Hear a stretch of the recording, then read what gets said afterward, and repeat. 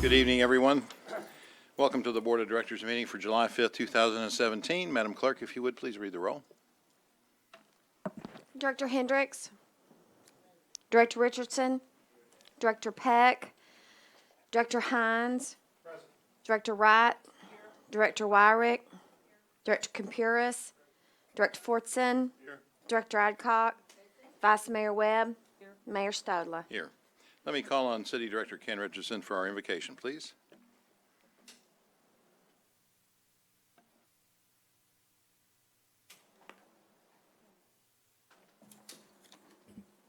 Please bow your heads. Dear Heavenly Father, we thank you for all the blessings you bestowed upon us. We say a special prayer for peace and harmony in our city, and we also pray for the victims of this recent rash shooting and their family as well. We also pray for the safety and security of all city employees, and we ask for your wisdom and guidance as we make decisions about the city of Little Rock tonight. Thanks. If you would, please stand and join me in the Pledge of Allegiance. I pledge allegiance to the flag of the United States of America and to the republic for which it stands, one nation, under God, indivisible, with liberty and justice for all. Before we get to the specific agenda items, we have a presentation. Let me call on City Manager Bruce Moore for an employee retirement recognition.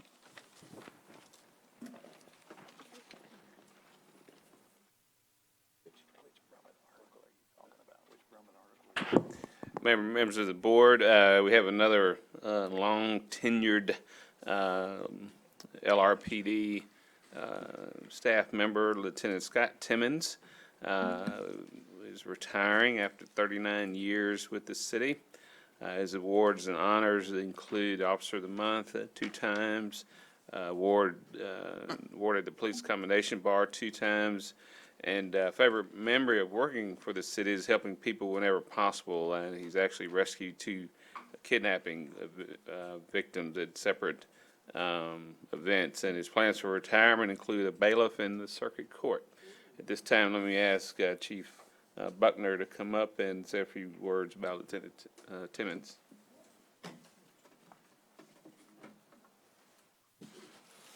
Mayor, Vice Mayor Webb, board members, Mr. Carpenter, Mr. Moore, Mr. Timmons, 39 years of service, and that's a lot of stuff, but I'll tell you one thing that he's actually kind of noted for within the agency, and certainly that I've seen in my 3-year tenure. The communications that you currently get from PD when there are incidents going on in your community where we're trying to get people involved, education awareness, that footprint and that model that we currently have was created by Mr. Timmons in our agency. The Northwest model was kind of what we modeled the other 2 divisions after, and so he's been a huge part of our community policing and how we stay connected with the community. So I greatly appreciate him. 39 years of service, that in itself speaks for itself and what he's done for our community. He's going on over to Circuit Court to be a bailiff there, so he's keeping his badge and gun and will continue to serve, and we certainly hate to see him go, but appreciate his years of service. Nearly 40 years. I don't know why you wouldn't do an even 40, but that's up to you. Lieutenant Timmons. You have to go when the opportunity is there. I got you. On behalf of the City of Little Rock, we appreciate your almost 40 years of service, your dedication, and keeping our citizens safe. Congratulations. Thank you. Appreciate you, sir.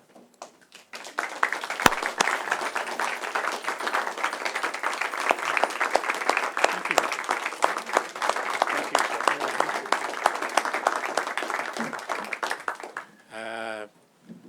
I wasn't really sure I was going to get roped up to the mic here. I don't know what to tell you about leaving here after 39 years. The city obviously has changed and the police department has changed for the better. Plenty of challenges still to come, as we just saw in the last week.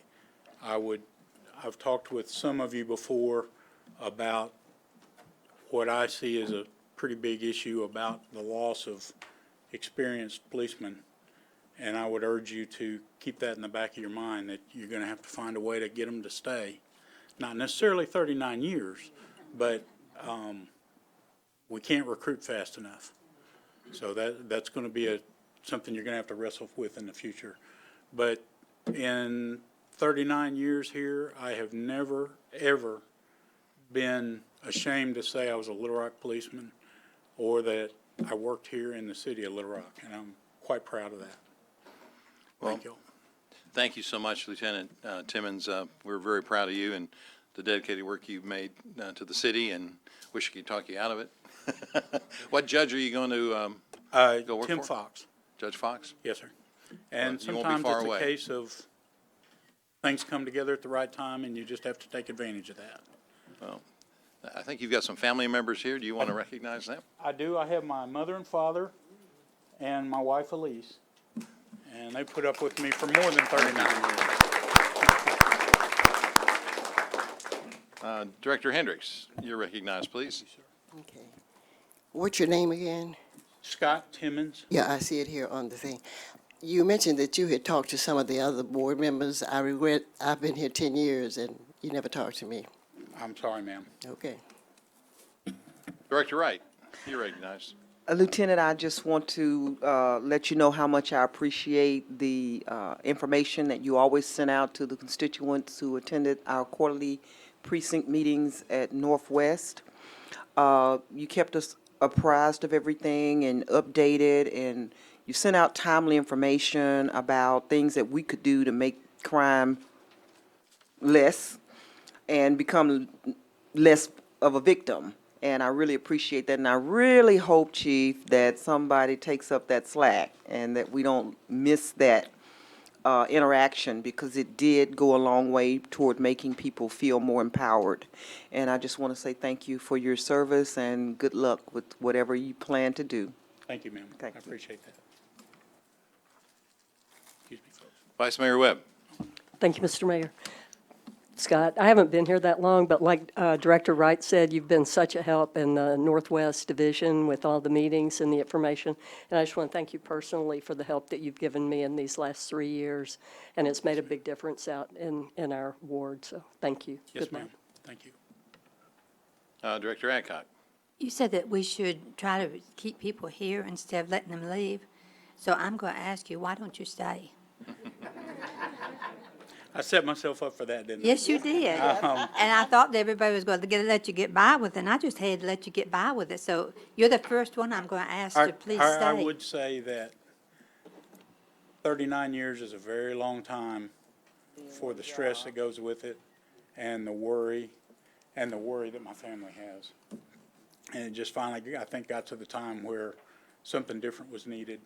An opportunity came along, provided by God, and I was smart enough to recognize it. It's certainly not for a lack of wanting to be a Little Rock policeman. What I was trying to say was that because our recruiting, we're having, it's not like in the old days where people lined up to get the job. And we have significant numbers of folks that are approaching retirement eligibility. And I'm telling you, from a user standpoint, a lot of those people are going to take advantage of that. You know, in the last few days, I've noticed lots of ads on television. A city that's not too far from here is really trying to recruit out of Little Rock. And I just hope people understand they could stay here in Little Rock and be a Little Rock police officer. I'm not sure you'll get many people that would leave here to go to work in Memphis, but that's simply my personal view. We have a good police department. We just need to be careful to not let it get overwhelmed by getting too undermanned. Thank you for all that you've done for our city. Yes, ma'am. Thank you. Director Hines, you're recognized, please. Lieutenant Timmons, again, most of my exposure to you has been through the Northwest Patrol emails that you circulate on a quarterly basis, and I know that all of our neighborhood presidents and folks out in West Little Rock that have attended those appreciate your common sense approaches to those emails, and I think it was a great communication tool that I know is used a bunch. People felt they could reach out to you, and so I know the folks in Northwest have had big shoes to fill since you left, but congratulations on your service to the city, and I hope you have a great adventure in your new role as bailiff for Judge Fox. So Thank you, sir. congratulations. Director Richardson, you're recognized. Thank you, Mayor. Lieutenant Timmons, I want to thank you for your dedicated service and your fine representation of Little Rock Police Department. And with respect to Jones' question or points you raised up, and with respect to your desire, or you thinking that we're not going to have too many people leave here to go to Memphis, Mayor and Bruce, there are certainly ways we can guarantee that it may not happen. We can utilize our funding, our resources to offer incentives for officers to stay here, whether it's housing incentives, whether it's take-home cars, whether it's in salary, or whether it's looking at our hiring process. I think there's some things we can guarantee, lock in, that we can guarantee that we provide multiple opportunities for people to stay here in Little Rock.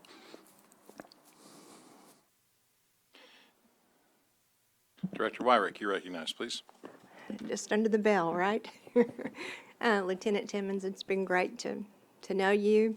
I used to see you a lot more when you were out in the Southwest area, but I do appreciate the feedback that you gave us on crime situations, how to protect ourselves. And I just wish you the best of luck where you're going. You're going to work for a good judge. Hopefully it won't be as strenuous as being on the Little Rock Police Department, but we'll miss you. Thank you for your service. Thank you. Director Fortson? Lieutenant Timmons, I have known your family for many years and watched you in this position, and I know they'll have a lot more peace of mind knowing you're in a less dangerous venue, but I'm not so sure the rest of us will have a lot of peace of mind that you're gone. But our best wishes to you as you go forward. Thank you, sir. Good luck, Scott. Thank you, sir. You know, we're just right around the corner now, just across the street, so come by and visit. I still have the same phone number. Okay, good, thank you. Thank you, sir.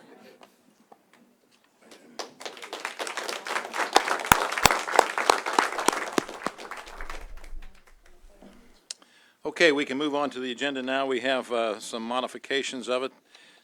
If there is a motion for a withdrawal of item 5, please. Is there a second? Second. There's a second. All in favor of withdrawing this item as requested by the city manager indicate by saying aye. Aye. Opposed, say nay. That's been withdrawn. And in a related matter, I need to ask for a motion to add the M1 ordinance, please. So move. Is there a second? Second. All in favor indicate by saying aye. Aye. Opposed, say nay. M1 ordinance will be added to the agenda. One question, Mayor, about M1. Yes. Bruce, what's the impetus for eliminate, well, we implementing competitive bids, right? Mr. Moore, if Is you this would like to something go we ahead and hadn't done respond to that, before? please. Sure. It actually, the first withdrawal on item 5 is tied into item 1. We put out a bid for this service, had 3 bidders. 2 were disqualified. This one we felt had some minor technicalities. Tom felt it was material. So we need to rebid this. Now, obviously, this is an important service that we have because this handles all our pre-employment screening. So thus, he did agree to put together item 5, which is a dispense of the competitive bids for 90 days to allow me to go back out with an RFP. So the RFP will be for sole source agreements, it won't be? No, the RFP would be just as it was the last time. Anybody eligible to bid can bid. This is just starting. This ends at the end of July, and I've got to be able to test employees. So this was my only option. So is this the departure from our previous experience, or we previously implemented this? No, they had the contract in the past. Thank you, Bruce. Okay. All in favor of adding M1 ordinance indicate by saying aye. Aye. Opposed, say nay. Very good. We can move on to the consent agenda now. Items 1 through 5. Madam Clerk, if you would, please read those items. The consent agenda consists of a motion to approve the minutes of the March 7, 2017, March 21st, 2017, and April 4th, 2017 Little Rock City Board of Directors meetings. A resolution authorizes the city manager to execute a contract with McClellan Engineers Incorporated in an amount not to exceed $48,250 for engineering services relative to the Riverfront Drive Trail Project and for other purposes, funding from the 2012 3/8 cent capital improvement sales tax. A resolution authorizes the city manager to award a contract to Burkhalter Technologies Incorporated in an amount not to exceed $180,327 for the 13th at Cedar Street parking lot at the 12th Street Station and for the purposes funding for the 2012 3/8 capital improvement sales tax. A resolution to make appointment to the Arkansas Arts Center Board of Trustees and for the purposes. That concludes the consent agenda. Move for the adoption of the consent agenda. Second. There's a motion and a second to adopt the consent agenda. All in favor indicate by saying aye. Aye. Opposed, say nay. Very good. We can now move on to citizen communication, and I have 3 or 4 cards here. Let me call on Anthony DeVilla. Mayor, can I ask Bruce a question before you do that?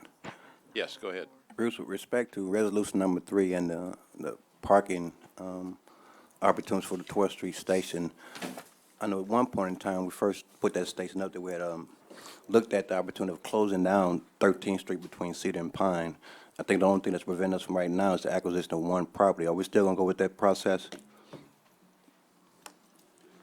That is correct. We just haven't been able to successfully negotiate with that owner, but that's my eventually plan to close that.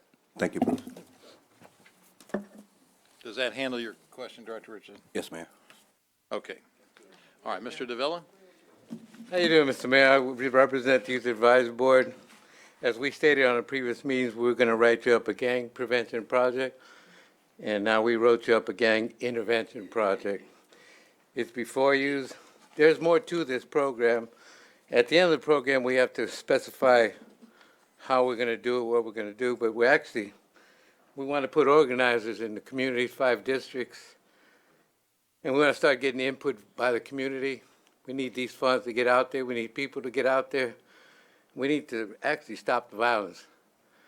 Now, the only way we're going to stop it is by using new tactics. These tactics are proven tactics. Gang intervention has been proven in Chicago, big cities around the world. Now, the city of Little Rock is going through some changes right now. We're growing, and a lot of people are getting more poor. We have new leadership. A lot of people feel they were left out of the process last time. We got to get them back in the political process. We got to get the people motivated. We got to get these young kids motivated. We got to get them back into education. We got to find programs. A lot of these programs are existing, but they don't have the people down in the community directing these people like they should. So that my proposal is that we're going to get out there and get in the neighborhoods and take care of this problem that we're having in the city. Now, the guys did it in the 80s, they did it in the 90s, and I think we could do it today. We have to use some of the old guys that were involved in taking care of this, and we have to do it right.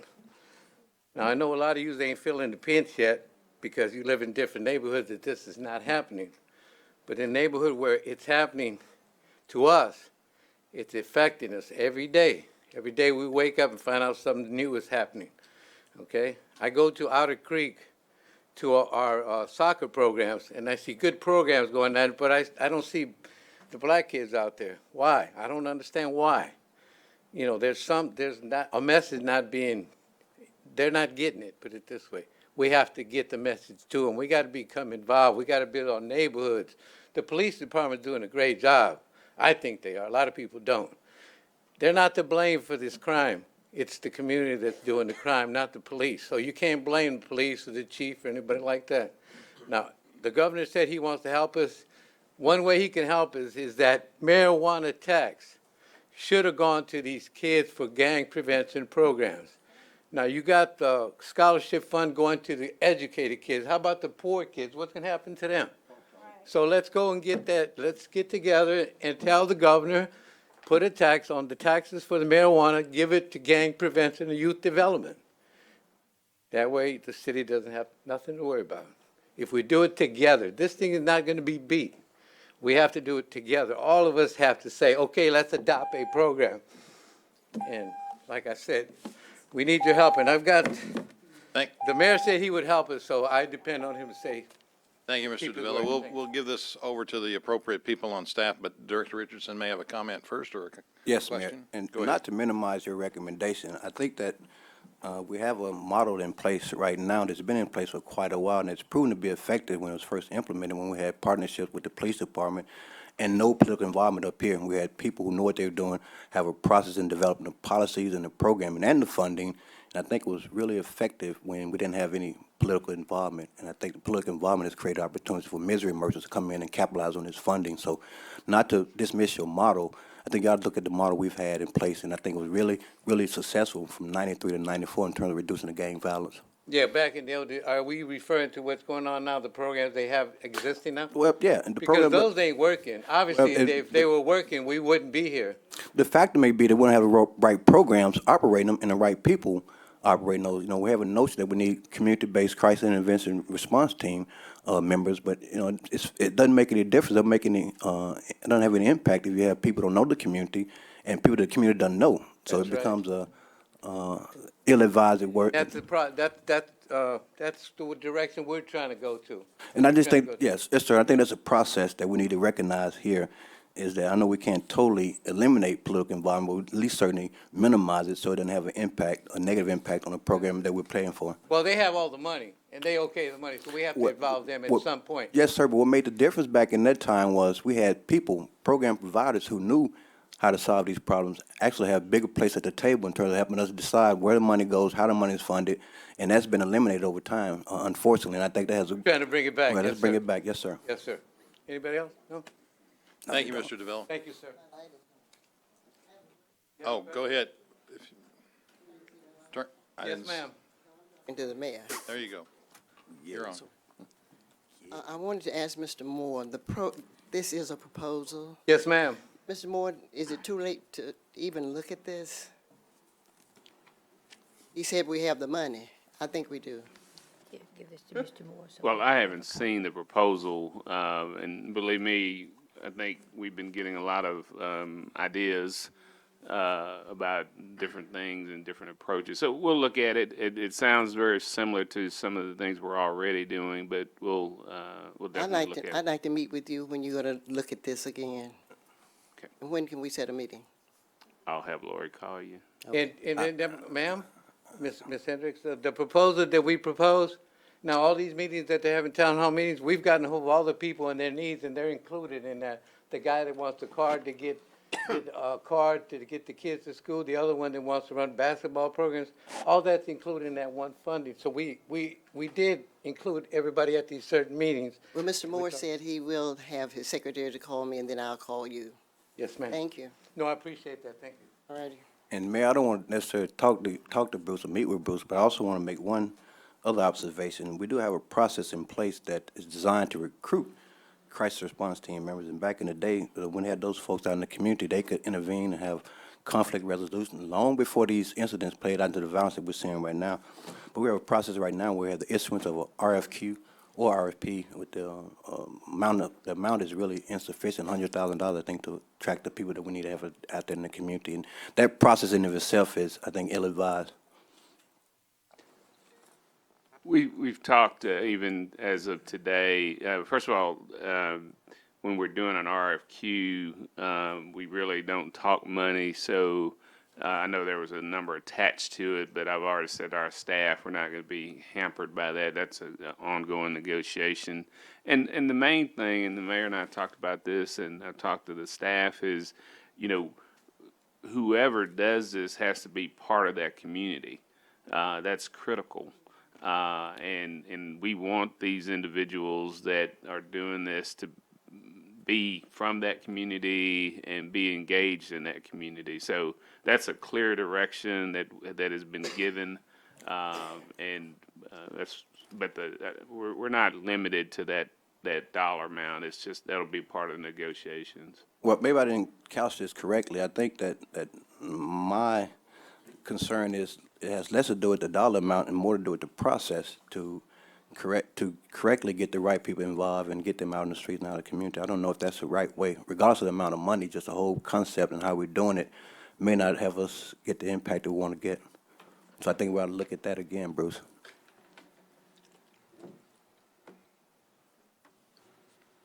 All right, the next card I have is from Chanel Smith.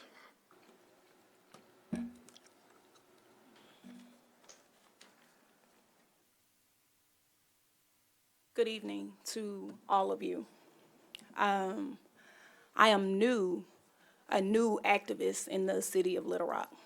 About 3 years ago, I launched a program called the Village of Arkansas. And that program helps to assist single working parents who are on the verge of poverty or who are on the verge of homelessness who do not qualify for governmental assistance. What I've noticed in attending these meetings, you guys slap a bandage on a bleeding wound. You all do just enough to have us to hush, and we're tired.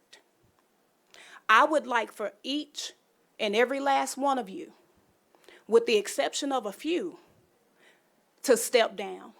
It's time for you all to step down. Because here's the thing. When we speak, you all make faces, you laugh, you make sly remarks. Those things are being watched. As leadership, you have to lead by example. Mayor, we recently had a press conference. In the press conference, there was a question asked to our chief. Why do you think there were no fatalities? Your sly remark was bad shots. I would like to know what you meant by that, because that was hurtful. It was disrespectful. It was inconsiderate. It was insensitive. And it was unprofessional. So now, we've given you all a chance. If you do not care about the community that you're supposed to be leading, step down. Give those of us that care about our community an opportunity to sit in your seat so that we can change our city. These are our children, our family members that are being gunned down. Somebody asked, well, how did it happen downtown? It wasn't supposed to happen downtown. Where was it supposed to happen? I want to know, where was it supposed to happen? That shouldn't have happened anywhere. And what I'm seeing is you all jump when it's affecting your money, when it's affecting people that look like you. But when it affects people that look like me, you guys want to slap a bandage and tell us to go on down the street and play. No, sir. No, ma'am. It's time out for that. And I am calling today for you all to resign. Thank you. Thank you, Ms. Smith. You know, at that press conference, which was quite long, there were many, many things said. And in all sincerity, I think I started out with thanking God that no one died. And so my sincerity is very sincere.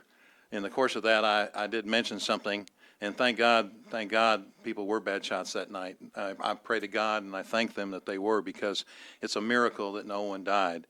That was done off camera. And certainly, if anyone took offense, it was not meant to give offense. I empathize with the victims and their families very sincerely. All of the people here work very, very hard to try and keep people safe. We understand that there are people that disagree with that. We understand that people disagree with that, but I want you to know that everyone up here from their own different vantage points care about the citizens of this city. Thank you. Okay, Brother Larry. Larry, if you would give me your last name so I can put it on the record, please. Brother Larry is good enough for you. I didn't hear that. Brother Larry is good enough for you. I'm Brother Larry. I'm a member of the Nation of Islam. I follow the teaching of the Most Honorable Elijah Muhammad under the leadership of Minister Louis Farrakhan. I'm here to warn you of what's taking place in our city, particularly in the black community. And I'm also here to not to ask you, nor to beg you, but to tell you that playtime is over. You have been neglecting the black community. You've been promised us the black community things that you never upheld. And now we have reached a boiling point. On 12th Street, I spoke to you, Mayor, about this 12th Street.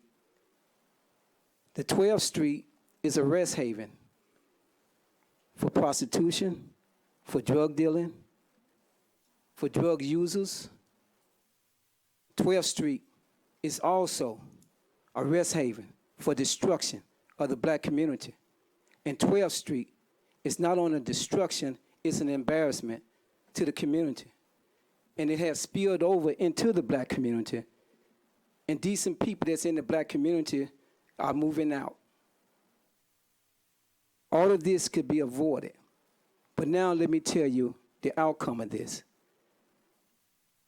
Why is that 12th Street, this hellhole?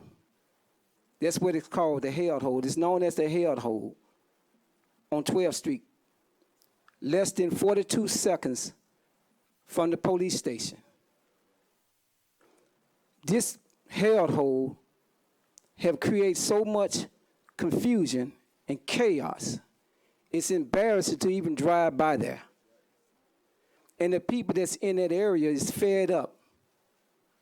They are moving out. I have moved in. And I'm here to warn you. Since that the city refused to do anything about this situation, you didn't shut it down, but then here it is that you had a situation that happened at that nightclub. One night, 28 people got shot. But here it is that on this hellhole, you had more people to get shot on that lot and killed than that club. Not only you had more people to get shot on that parking lot, but you have more bad situations that have happened, and this place still remains to be open. Why is that? Now I'm here to tell you, if the city don't do anything where the community have spoken, now what we're going to do is, we're going to take matters in our own hand. Since you won't remove them, we'll burn them out, shoot them out, but we're going to run them out of the business, out of the community. Now, this can be avoided if you take in consideration the proper stand that you need to. You taking our money and have used the black community, the black people money. So I'm letting you know right now, playtime's over. Now you either get on your job or we'll take care of it for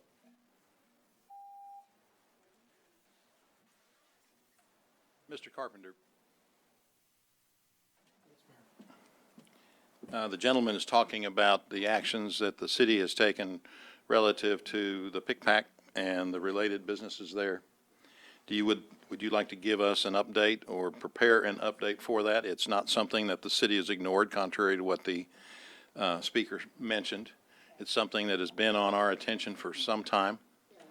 And I don't know if you can give us that report now or whether you want to give us a written report, but tell me what's best for you, please.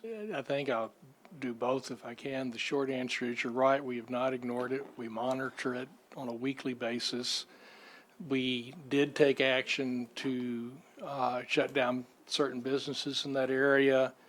The Supreme Court interpreted the statute to say that the statute requires that the business facilitate the problems, and if the people in the business are calling the police, then they are not facilitating the problems. And virtually every call we've gotten, or at least a call we've gotten on anything that's happened in that particular area, has come from the businesses. Right now we're doing research as to whether we can go after owners of the property and see if that's another way to go in light of the state Supreme Court ruling, and that's where we are. And that's the one that I will give you more information on in writing. If you would continue and give us that report as soon as possible, please. Yes. Director Hendricks, you're recognized. Thank you, Mayor. Tom, it's sort of sad that I don't even know what you're talking about, even though that's in Ward 2. Is that Ward 2? I just wish that all of us could be notified as to what's going on. I think it's unfair, and I think the gentleman has spoken well, and I'm supportive of what he's saying, even though that's not in my ward. And what I heard from the couple of speakers before that, is that this board is not responding to all activities in this city. They are not, because I get it from my constituents. And I concur with the young lady, we need a change up here, and it is coming. Director Hendricks, I can't comment about what is shared or not shared. What I can tell you is that since the CAP program has been created. But Tom, I don't want to hear about it. Just send me whatever you have, that's all. I don't care. Yes, ma'am. Reverend Benny Johnson, please. Oh. Excuse me. Go ahead, Director Richardson. Brother Larry, certainly, I hope you're not thinking about taking those drastic measures to help us address the problem. I want to speak to the point, maybe we had to have a point of clarification that he's not talking about the whole 12th Street area. He's talking about one specific area where we had that corridor of businesses. And Tom, I think back in 2008, 2009, they were in that CAP program, and I think they successfully took us to the Supreme Court where we lost. And I think anytime you had those kind of actions or any kind of results from us going to court, I think you routinely set it with us through our pony or some kind of information from your department. But I do know, I don't think he's talking about the whole 12th Street area. 12th Street is a long street, and I think he was specifically talking about that little area where we have a host of convenience stores and liquor stores. And I think that that's been problematic for us, but I think we did what we could do and had them in a CAP program, and we weren't successful in the Supreme Court. So I think that's generated a lot of questions and concerns since a little 7-year-old kid was shot over there the other day. Director Richardson, I think you're right. I think the other thing that the board will remember is that y'all have twice tried to get the statute changed so that the Supreme Court ruling would not be as restrictive, and twice we have not been able to get the legislature to do that. I remember that, Tom. Thank you. Thank you for the clarification. It's always important to make sure that accurate information is given to the public. Yes, Reverend Benny Johnson. Mayor Stoller, Mayor Webb, City Board. I just thank God that nobody got killed the other night. And it wasn't nothing but a miracle. I agree with you with that. But I don't see this outcry in wards 1, 2, and 6 where the majority of black people are being shot down. Mayor, I highly disagree with you that everybody on this board is concerned about this problem because they are not. Now, the Richardson, since one of these white board members don't like him, they cut the funding for New Future. And New Future's had a conflict resolution. And after it was cut, you could see the difference what's going on in the community. Now, anything, Director Hendricks, that affects white people's dollar, this white board is quick to jump on it. Now, where is this kind of outcry when that little 7-year-old boy was shot down there on 12th Street? And then with this sending that this majority of white boys say, yeah, let them Negroes kill each other. Man, just go and let them shoot each other up. Because that's a message that y'all are sending. Now, I saw via news the other day, they had extra patrol down Little Rock policemen on pops on the river. Well, where's the extra patrol when the pops in the hood? I'm not talking about no fireworks. I'm talking about some choppers, now 9mm Glocks and Beretta and some 40 cal. Where's the extra patrol on that? Now, anything happened up in the Heights area, white people getting robbed in the Heights area, the police were told, don't make no traffic stop, don't write no ticket, just make sure these people don't get robbed. I think that's very sad and sorry that you had that mentality. Also, a few weeks back, Director went, a few years back, some cats came up missing up in the Heights. They signed a special unit to find these cats. Do you tell me a cat lies and man, I'm telling you, we got this majority white boy. That Steve DeVorchek said something, and he said, you got several little board members been there over 20 years and had tried to do that to fix this problem. Not a thing. I just see the blatant racism that is going on in this city.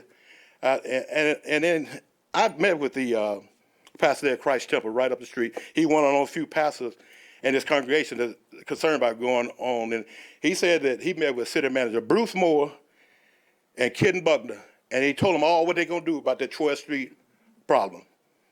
And he said they hadn't addressed it yet. I passed that by there yesterday, going to a community event and passing back through there, and man, it looked like boys in the hood over there.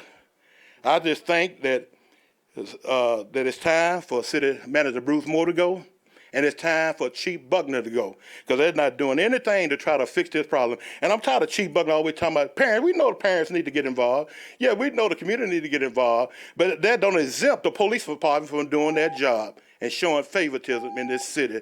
This is a racist board, and again, everything Director Richardson and Director Hendricks try to do, y'all don't support them.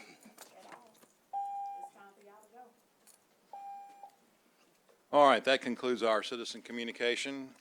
We can appreciate everyone's viewpoints. Obviously, people have a variety of different viewpoints, and our job is to try and bring people together. And I think I speak for everybody in suggesting that that's very, very important, that we've got to hold hands together and we got to work on this collectively as a community. Every part of the city is just as important as another part, and I want our citizens to know that. We spend our resources in a variety of ways to try and help people in all sorts of different ways, and this is clearly an important focus, as we all know, and are dedicated to and rededicated to. So thank you, Reverend Johnson. Okay, we can move on to items 6 through 13, grouped Mayor. items. Yes, Mayor, sir. I don't know if you wanted to address also on item 15. Staff is recommending approval of that, and I know the neighborhood supportive, Director Webb supportive, so I was going to suggest we could add that to the grouped items. So upon review, the staff is recommending it now? Correct. Okay. There's a motion to add it to the consent agenda. Is there a second? Grouped items. Oh, so, I'm sorry. That's what I meant, grouped items. All in favor indicate by saying aye. Aye. Opposed, say nay. It'll be added, please. Okay, if we can read the grouped items, which would be 6 through 13 and item 15. M1 as well? And M1 is, we can read that on all, yes, I'll ask for the emergency clause separately. An ordinance to approve a plan, zoning development, establish a planned industrial district titled LBPC, short form PID, located at 1637 East 15th Street, Little Rock, Arkansas, amending the official zoning map of the city of Little Rock, Arkansas, and for other purposes. An ordinance to approve a plan, zoning development, establish a planned commercial district titled Lot 2 Chenal Commercial Park, short form PCD, located on the west side of Wellington Hills Road, in the 100 block of Wellington Hills Road, Little Rock, Arkansas, amending the official zoning map of the city of Little Rock, Arkansas, and for other purposes.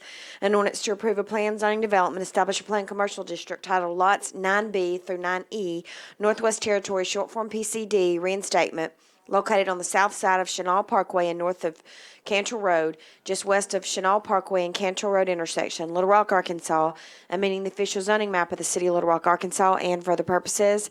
An ordinance to approve a plan, zoning development, establish a planned residential district titled St. Margaret's Episcopal Church, long form PDR, located at 20,900 Chenal Parkway, Little Rock, Arkansas, amending the official zoning map of the city of Little Rock, Arkansas, and for other purposes. An ordinance to approve a plan, zoning development, establish a planned commercial district titled Norris Furniture Revised, short form PCD, located at 3900 John Barrow Road, Little Rock, Arkansas, amending the official zoning map of the city of Little Rock, Arkansas, and for the purposes.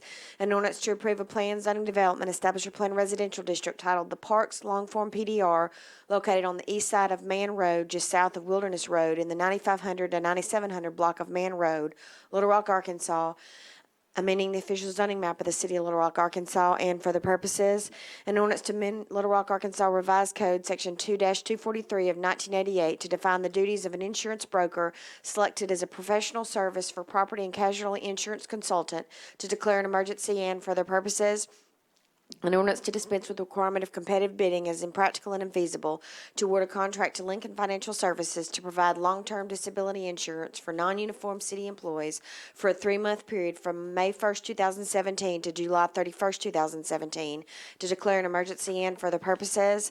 An ordinance to approve a plan, zoning development, establish a planned commercial district titled 716 to 724 Woodrow Street, short form PCD, located at 716 to 724 South Woodrow Street, Little Rock, Arkansas, amending the official zoning map of the city of Little Rock, Arkansas, and for the purposes.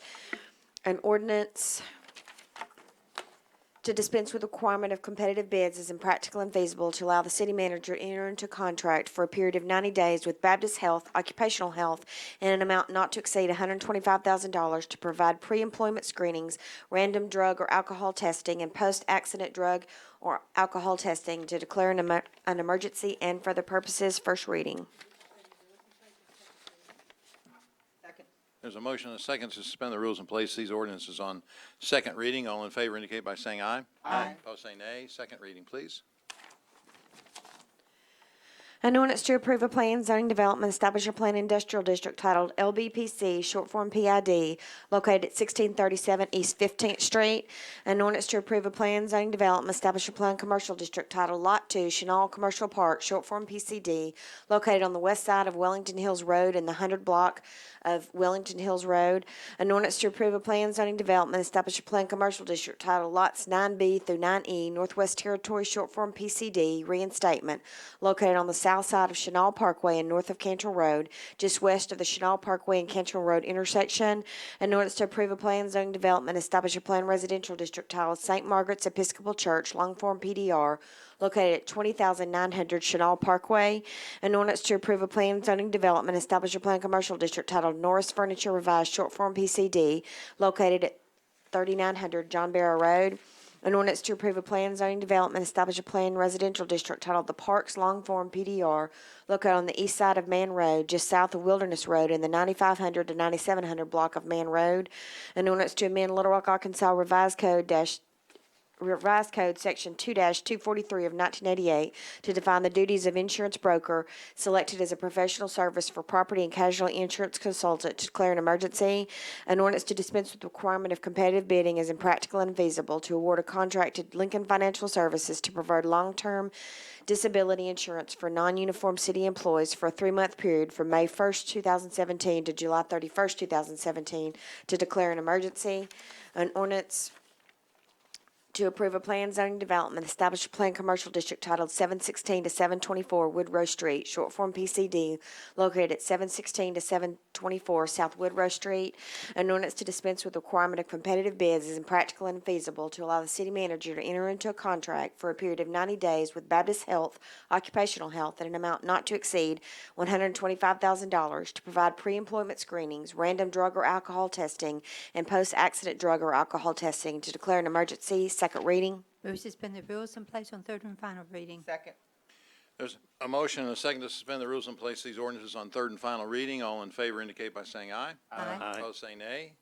Third and final reading, please. An ordinance to approve a plan zoning development, establish a planned industrial district titled LBPC, short form PID, located at 1637 East 15th Street. An ordinance to approve a plan zoning development, establish a planned commercial district titled Lot 2, Chenal Commercial Park, short form PCD, located on the west side of Wellington Hills Road in the 100 block of Wellington Hills Road. An ordinance to approve a plan zoning development, establish a planned commercial district titled Lots 9B to 9E, Northwest Territory, short form PCD, reinstatement, located on the south side of Chenal Parkway and north of Cantrell Road, just west of the Chenal Parkway and Cantrell Road intersection. An ordinance to approve a planned zoning development, establish a planned residential district titled St. Margaret's Episcopal Church, long form PDR, located at 20,090 Chenal Parkway. An ordinance to approve a planned zoning development, establish a planned commercial district titled Norris Furniture Revised, short form PCD, located at 3900 John Barrow Road.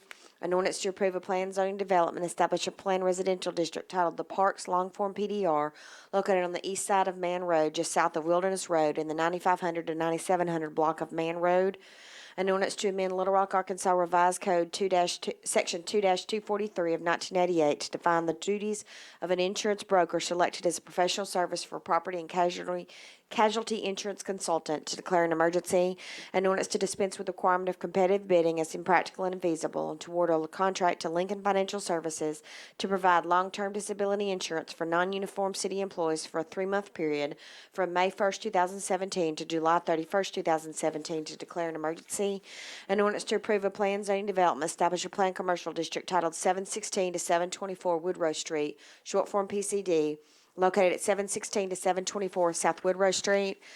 An ordinance to dispense with the requirement of competitive bids is impractical and feasible to allow the city manager to enter into a contract for a period of 90 days with Baptist Health Occupational Health in an amount not to exceed $125,000 to provide pre-employment screenings, random drug or alcohol testing, and post-accident drug or alcohol testing, to declare an emergency. Third and final reading. Are there any questions? Hearing none, all in favor of the passage of the ordinances indicate by saying aye. Aye. Opposed, say nay. And on the emergency clause on ordinance number 12, all in favor indicate by saying aye. Aye. Opposed, say nay. The emergency clause is passed.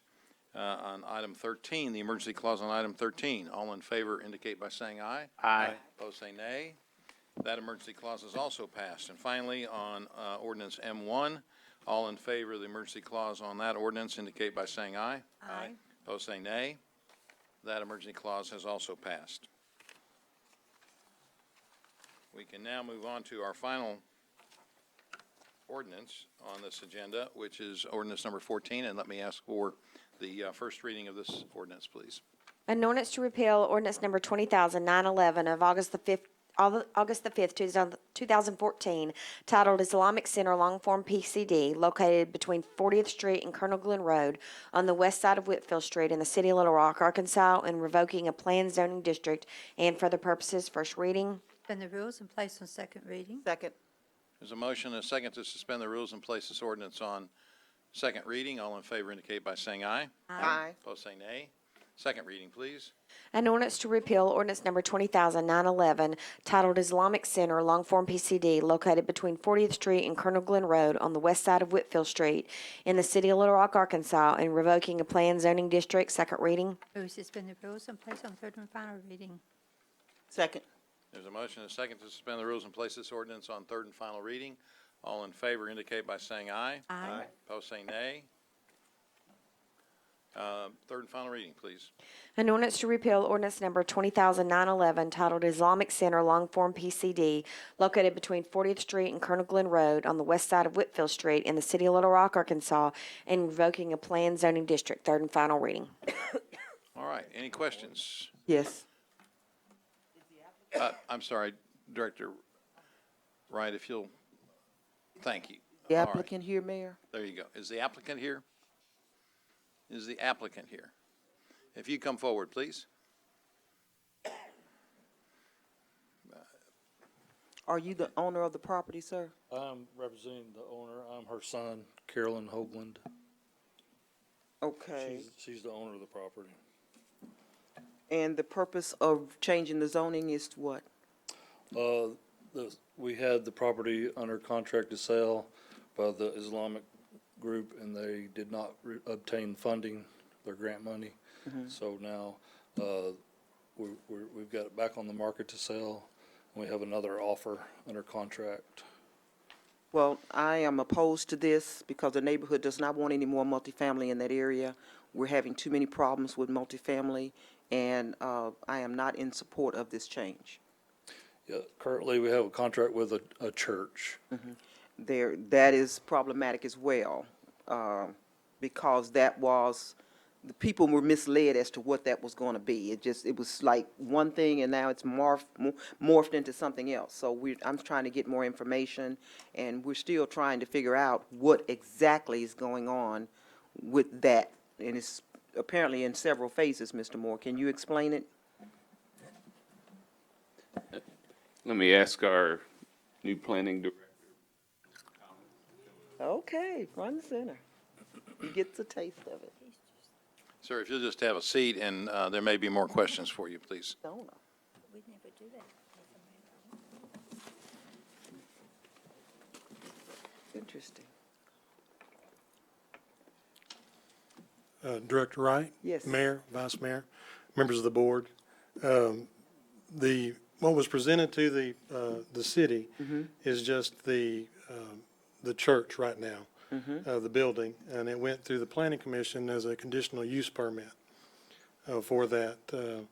Now, the pastor has presented, not to the city, but hopes of other development to happen in the future on that property, but that has not been submitted as an application to the city as of yet. So why they're trying to put it back to multifamily? Because the neighborhood is thinking, well, this is gonna be apartments. It's not being, it goes to multifamily because of the revocation of the planned development. In that revocation, it falls back to underlying zoning. Well, why can't the church just get the type of zoning that it needs instead of going back to the old zoning? Well, that is just the application that was submitted. The other application would have been another planned commercial Exactly. development. Exactly. But then the plan had to be for the entire parcel that they was looking to purchase. Well, I'm not in support of this because this is to me, around the way plan to put in multifamily in that area, and those people do not want that. Do not want it, I can tell you that. Thank you. Mr. Collins, if this were granted, there would be nothing with the existing zoning then that it reverts to. There would be nothing that would prevent somebody from coming in and complying with all the commercial C3 multifamily district Mayor, there would still provisions, be. would there be? It depends on what was presented on development of the land. There would, at a minimum, there would still be a site plan review. If it is zoned correctly, there would still be site plan review by the city staff. Only by for staff, though, correct? If it is zoned correctly and it is presented and there's no variances requested. Right. Or anything with zoning. If you want more intricate on all the little nuances, I brought Dana with us for this one. He can come in and help explain some of that submissions on all the little, that can happen to the property. But it will be reviewed by staff at a minimum if it is zoned correctly and presented as that underlying zoning. I mean, put it like this, if this is approved as proposed, then the owners by right could put in multifamily. Right. And the neighborhood does And not it would want not that. come back before this board. Okay, thank you, Mr. Collins. There may be some other questions by Oh, directors. Mayor, I do have another one. I'm sorry. Go ahead. Is it normal for the owner to come and do this before, and not the person that's trying to put in the project? Well, a rezoning request or a plan development request can be presented by the owner or their representative. Okay. Okay, thank you. Director Adcock, you're recognized, please. We received a letter today from Carolyn Heitman, who's the president of the John Barrow neighborhood. And when this was presented, according to the letter we received to their neighborhood, it was 4 phases. It had the apartments, it had the church, it had a big family life center, it had 125 parking places and an additional 96 parking places, and then an additional extension to the church for 600 people. And I think it's just too much for this area. Plus, I don't think anyone's got the right story of what this is. This gentleman's mother owns the property, but she has nothing to do with the church or what's going on that property. And yet he's the one up here asking us to vote for it. So I think I have a problem with that the person that's wanting to put this church and all this other stuff on that property. Also, I know that another group had come before us a few years ago and had a plan for this property, and they've built 5 houses on a corner of this property, but then they haven't completed what else they was asking for the property. So with the neighborhood association being against this, and since y'all have seen nothing except this 1 phase, and yet they've got 4 phases with several hundred parking places right next to all of this housing. So I am not going to be able to support this. Director Richardson, you're recognized, please. Yes, thank you, Mayor. You might not have been long enough, in your position long enough to answer this question, but I do know about 10 years ago during the first phase, I think it was a partnership with the Islamic Center to look at single-family housing, and that may be what Joan is talking about. And Director Wright, I think he was out there as well. And I think we had Wallace D. Muhammad, the son of late Elijah Muhammad, here for a press event out there, and I think that, to me, I thought that's what we were going to go with and move forward with, and I think that just got stopped in that 1 phase. This was about 10 years ago, I do believe. Doris, you may be able to tell me if I'm right or wrong.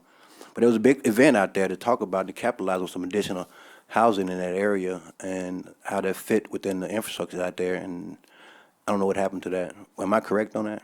You don't know? Director Richardson, you are correct on that. The plan development that was submitted included housing on that west half of property that the Islamic Center now owns. And then the east portion was just commercial, mixed use. At one time, the mosque was shown on that side of there on this property, and then since then has been revised to go on the other side where the Islamic Center is now. So there was a plan submitted for an overall development. Thank you, sir. I can't guarantee we're going to be nicer to you than we were to Tony, but we're going to make every attempt. Thank you. Director Hendricks, you're recognized, please. Thank you. I wanted to ask you, at the Planning Commission, I see that it was overwhelmingly approved by the Planning Commission. Were there any persons there that opposed this? Director Hendricks, no, ma'am, there was not. All that we got was just the letter, that we have from the John Barrow Neighborhood Association. You know whether that I anybody's received here today that support this? I have not heard of any unless. Okay, thank you. Director Hines, you're recognized, please. Jamie, on any PCD, they have an expiration date, correct? 3 years? That is correct. Is that correct? So this one will expire August 5th of this year? Is that correct? It shows the ordinance was implemented August 5th, 2014. Tom, would that be correct? It would be, but the board has taken action to actually revoke the PUDs once that time frame is met. So, say again. So, When the time frame has expired, then we've brought ordinances before the board to revoke the plan. because we have an ordinance on the books that says that once one's expired, we are required to Right. revoke it at the owner's request. So I just want to point that out to everybody, that's kind of what's underlying this, and we're only 30 days removed from that August 5th line. I just want to clarify that. Thank you. I'm not sure that's entirely clear yet. I see Dana Carney shaking his head. Mr. Carney, if you'd come up.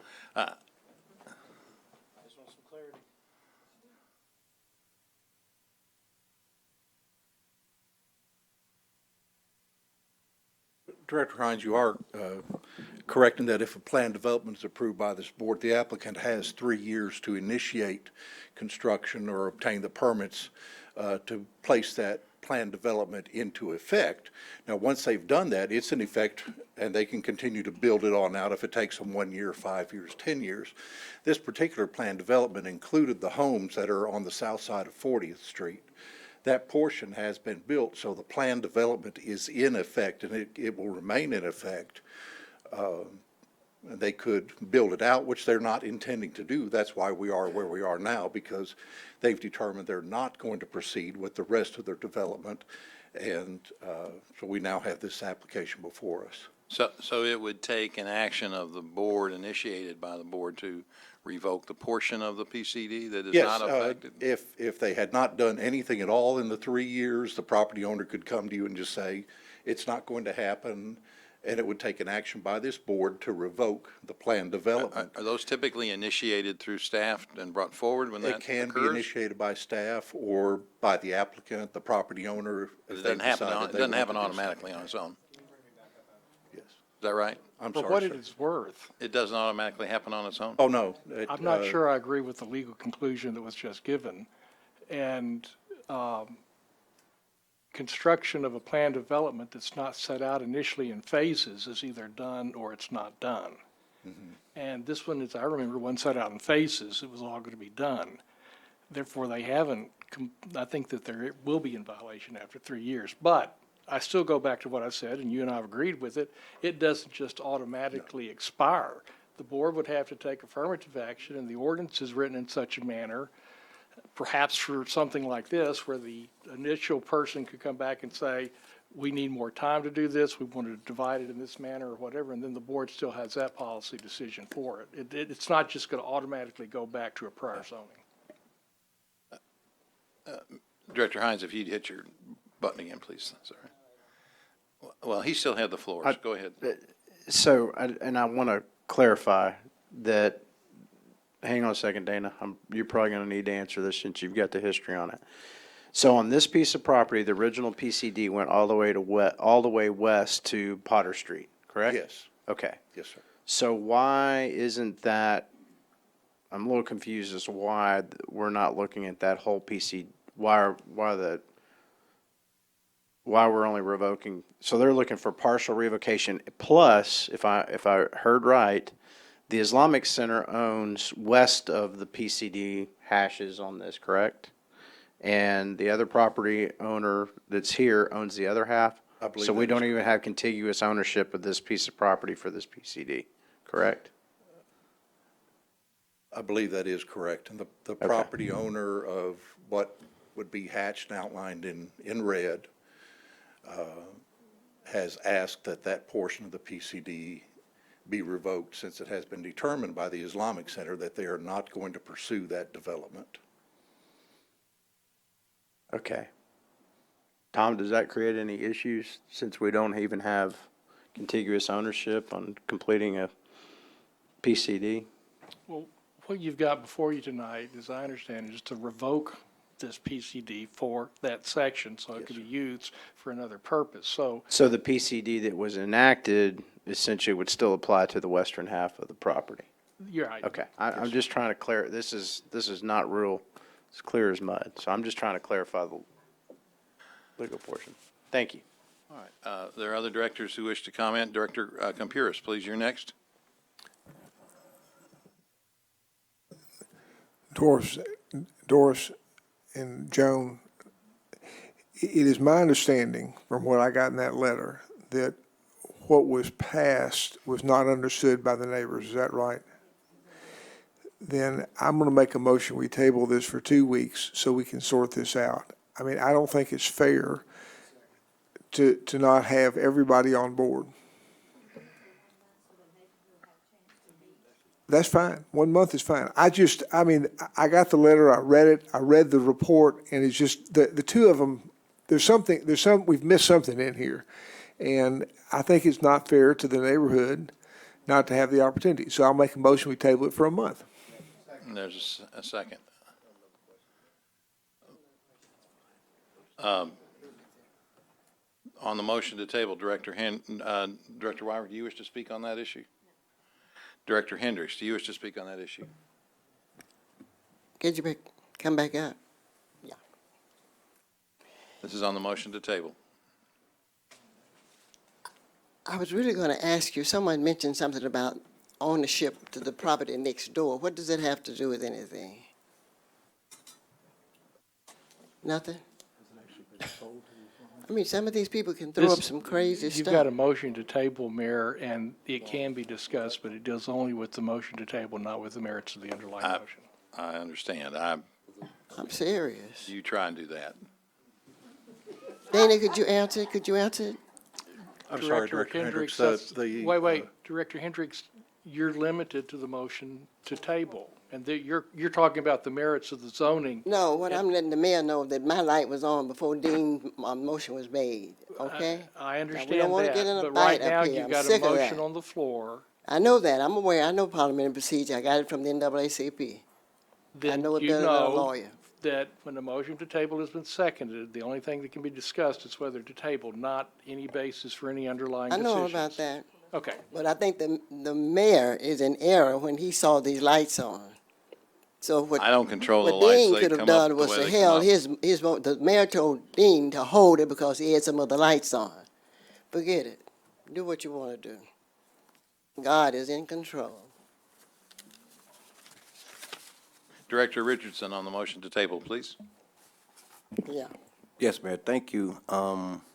Dana, can we get a little bit more specificity with respect for staff's recommendation of approval? That's also we outside carry the the scope motion? of the motion to. That's The exactly motion to right. table During is the time simply of the to defer motion, this for during 30 the- days. During the time of the putting it on, we're tabling it. I mean, can we do that during the time we're tabling it? Can we do that, Tom? While it's tabled, nothing changes. But we can't ask for any additional information. Right. Okay.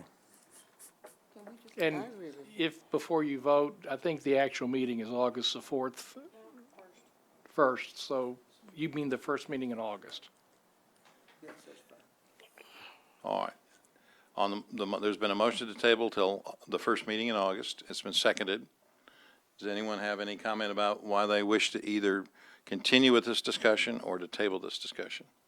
No, you carry your motion, that's what you're supposed to do.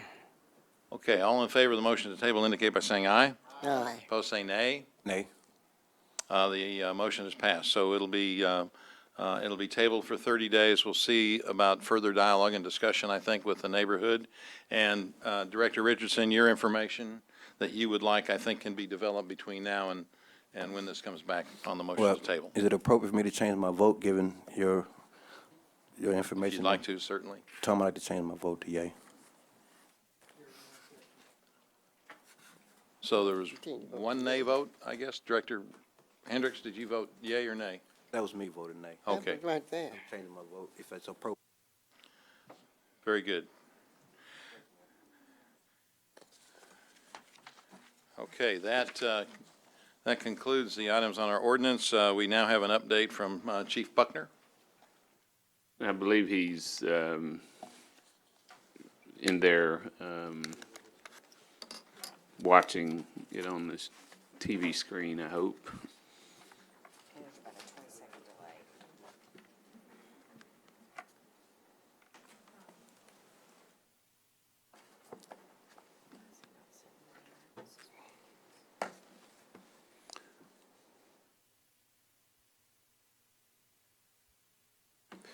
Well, that was the least you could do. I mean, sitting right there.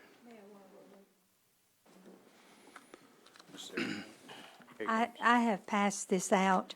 I have been all the way up over the river and through all Midtown and Southwest till you Little Rock, turn your and we head. now have 693 piles waiting for the knuckle boom. I think a couple months ago when Director Wyrick was looking at this, there was 500.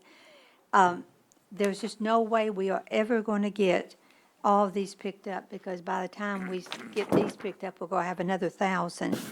And if you look on this, it's been 2004 since we increased the garbage fee. And I would like for us to ask Mr. Moore to look at this and come back with some suggestions. I've got here $1 would add a 696,000 more, but employees is not the only problem. We're going to have a knuckle boom truck. So I would like for Mr. Moore to bring us back some information on this so we can include it in this year's budget. But somehow or other, we've got to get 693 piles picked up, because our neighborhoods are looking like we've had a disaster.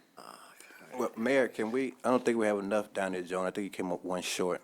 I don't think we had enough to cover everybody down Wait a there. minute. Dean didn't have one. We'll make sure that you get a copy. I gave him mine. We'll review that with our public works staff and come back with a few recommendations. Mayor and members of the board, what I'm also passing out is a memorandum from me to you all that really spells out our recruitment efforts, our current recruitment efforts, and what we're going moving forward. The city is very committed to filling vacancies in the police department. I'm very excited that we started this last class with 18. We're going to graduate with 18, and we think our next class will have 30 to 33, and then our new process will be in place for our November class, for February class, but even our November numbers are looking real well. So. What you're going to hear from the chief is, and I think it's important for the public to know this, is that what we are talking about tonight is something that we have initiated months ago. And obviously after Saturday, with a lot of the intensity of what happened, he's going to give a status of that also. But I think it's important if we can let him get through his comments and then stand for questions. So, Chief. Just a second. Director Richardson, do you have something before the presentation? Let me recognize you. Go ahead. Thank you, Mayor. Bruce, I know quite a while ago, and I hadn't had a chance to look at this yet, but I know quite a while ago, you and I and Chief Thomas, among others, had looked at the hiring process. In the process we had previously, you had 2 objective tests you can pass and 1 subjective test you can fail, And then one subjective test could outweigh those other two objective tests.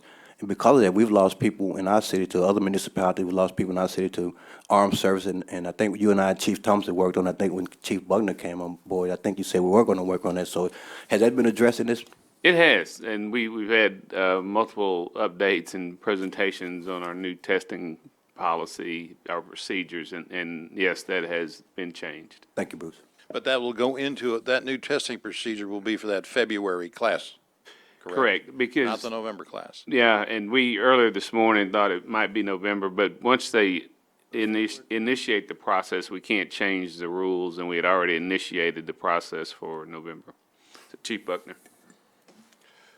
Mayor, Vice Mayor, the board members, first of all, I want to apologize in advance because many of you, just like our public, will probably have a number of questions as it relates to our investigation that's ongoing with the mass shooting that occurred at the Power Lounge.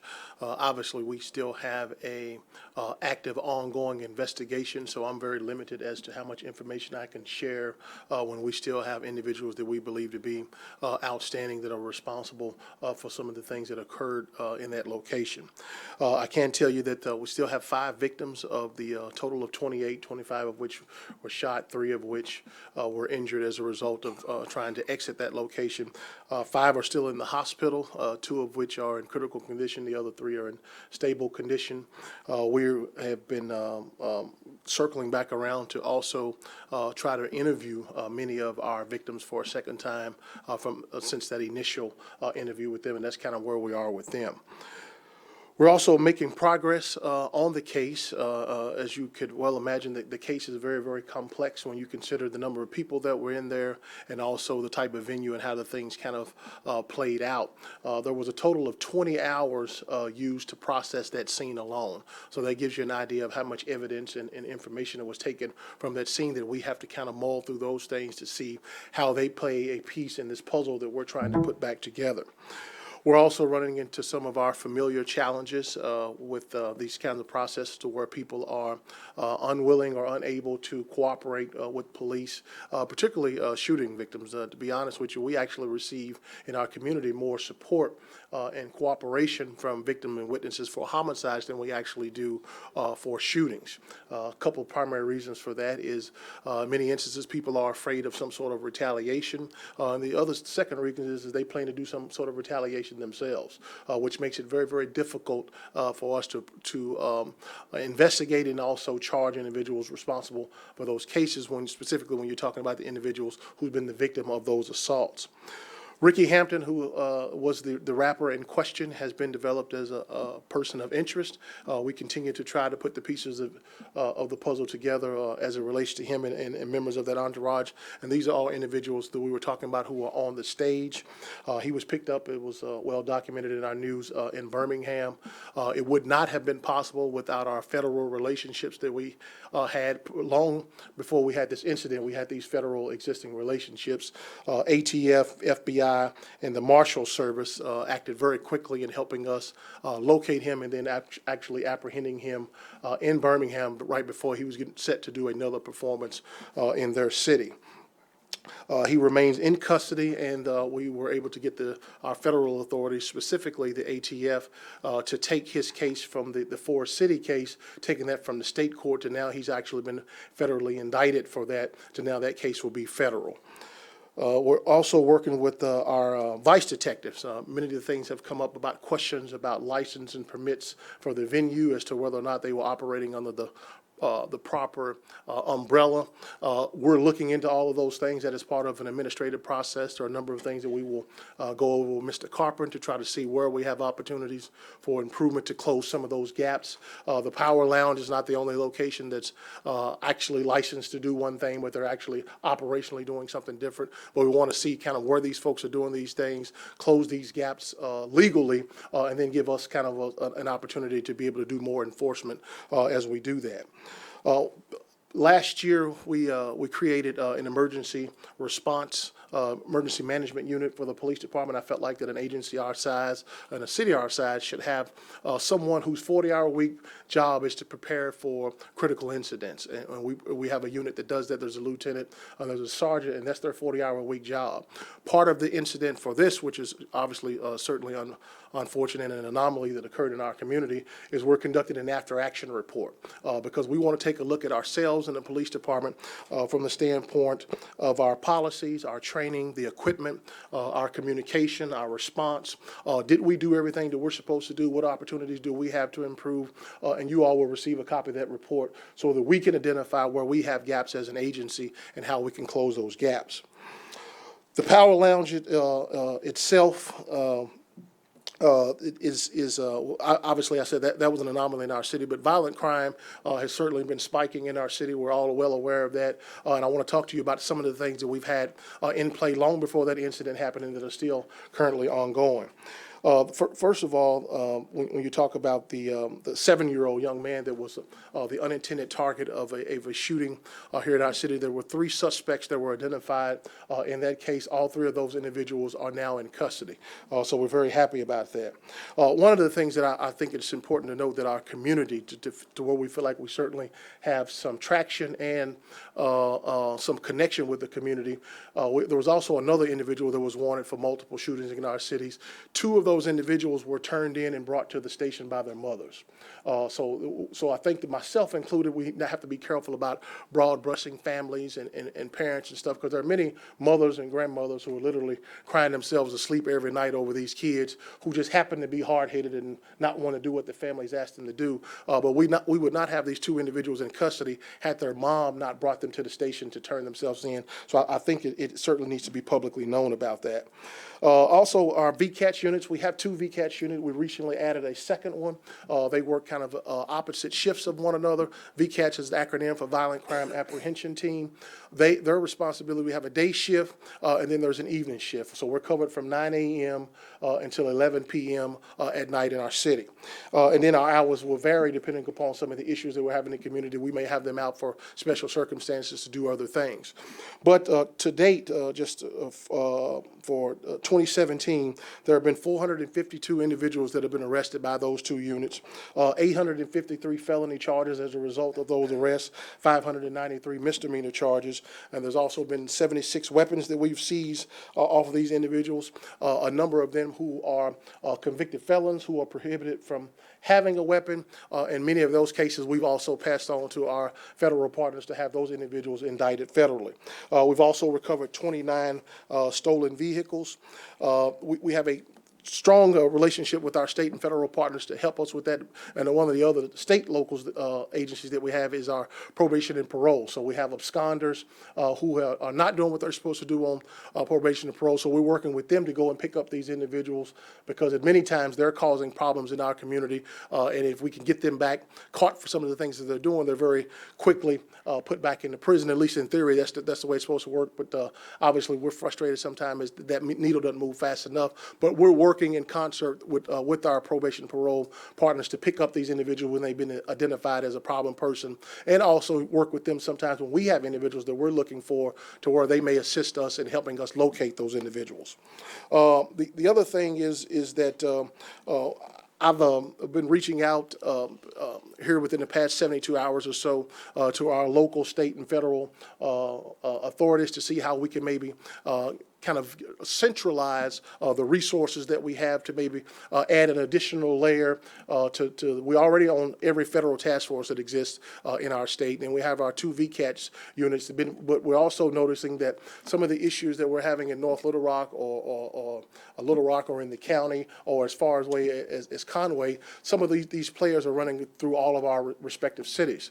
So one of the things that I've been reaching out to do now to try to get a group of individuals, we expect to probably meet here within the next week or so to see how we can create another layer of kind of an investigative group of individuals to be able to help us with that. But that hasn't all been worked out, and we need to figure out how we're going to do that. But we certainly, to give you just an example, the young lady that was killed the day after our July the 1st incident, there was a domestic homicide. Well, the suspect for that case was actually shot in North Little Rock, and there's probably a tie to that. So that's why we certainly need to work together to exchange of information and put our resources together to be able to try to see how we can keep these individuals from jumping across our borders. If you want to talk about the impact and why the federal partnerships are so important, and just in recent history, we've had a total of 102 individuals this year that have been indicted by the federal government. 61 in a recent takedown by the FBI, 41 by the ATF, and the vast majority of those individuals are Little Rock individuals who are headed to prison on federal indictments. So that's the kinds of things that the feds can do that at the local level, we really don't have the capacity to do those kinds of takedowns, and why we want to be able to add to those kind of initiatives. We're working also on future indictments, so we haven't stopped working with the feds on some of the things we have going on, and you'll see some other things play out here sometime this year. So we've not given up on that. And also our local prosecutor, Mr. Jagley's office, and our federal prosecutors are doing a great job of communicating with one another, to where when we bring in cases to Mr. Jagley's office, but we feel like that there's an opportunity to take that case federal and get more of an impactful sentencing for that individual, those two officers are now communicating with each other. We feel a lot better to be able to see where is it best to prosecute these individuals, particularly our violent offenders, and that's certainly helping us here at the local level. From a policing standpoint, obviously we talk about PD and how can we increase the number of hours or the time that our officers have to do proactive work. Right now, we're a very responsive police department, which is why we created the VCAT. But two initiatives that we have in play. The first one that you will see is our telephone reporting unit. The paperwork was just signed for that to be headed over to Mr. Moore's office tomorrow. We expect those jobs to be posted. There will also be kind of a / recruiting unit to where we will put good candidates and young people who have aspirations of being in policing. It's kind of like a growing your own fruit within the agency to bring them up through telephone reporting.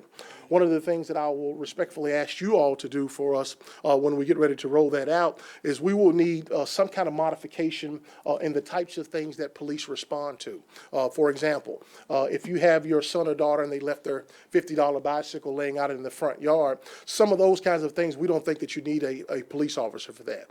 So we will either take that report by phone, or you can come to the substation and make that report to free up some of the officers' time so that we're not running from one call to the next, just not being able to do some of the proactive time to free up the officers' time. So we'll have to educate and make the public aware of that once we make those modifications. And it certainly will be a list that the city manager will run by you all to make sure that everyone's comfortable with that.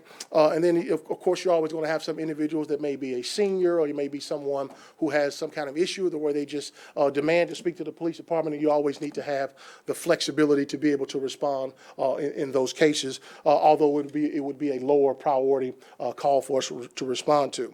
The second thing is traffic safety. It takes us about an hour to take an accident report. If you I think the data we pulled from last year, from January through August, there was just shy of 7,000 accidents in our city. So if you look at the number of personnel hours that's used for that, and we think that you don't need a badge and gun to take an accident for a non-injury accident. So we want to use civilians to do so, and we plan to do that kind of in a abbreviated capacity where they're not full-time employees, but we have 2 shifts of individuals that come in and do that to free up our officers from taking that hour-long report to where civilians can go out and do that. And we look for those jobs to be posted here shortly also.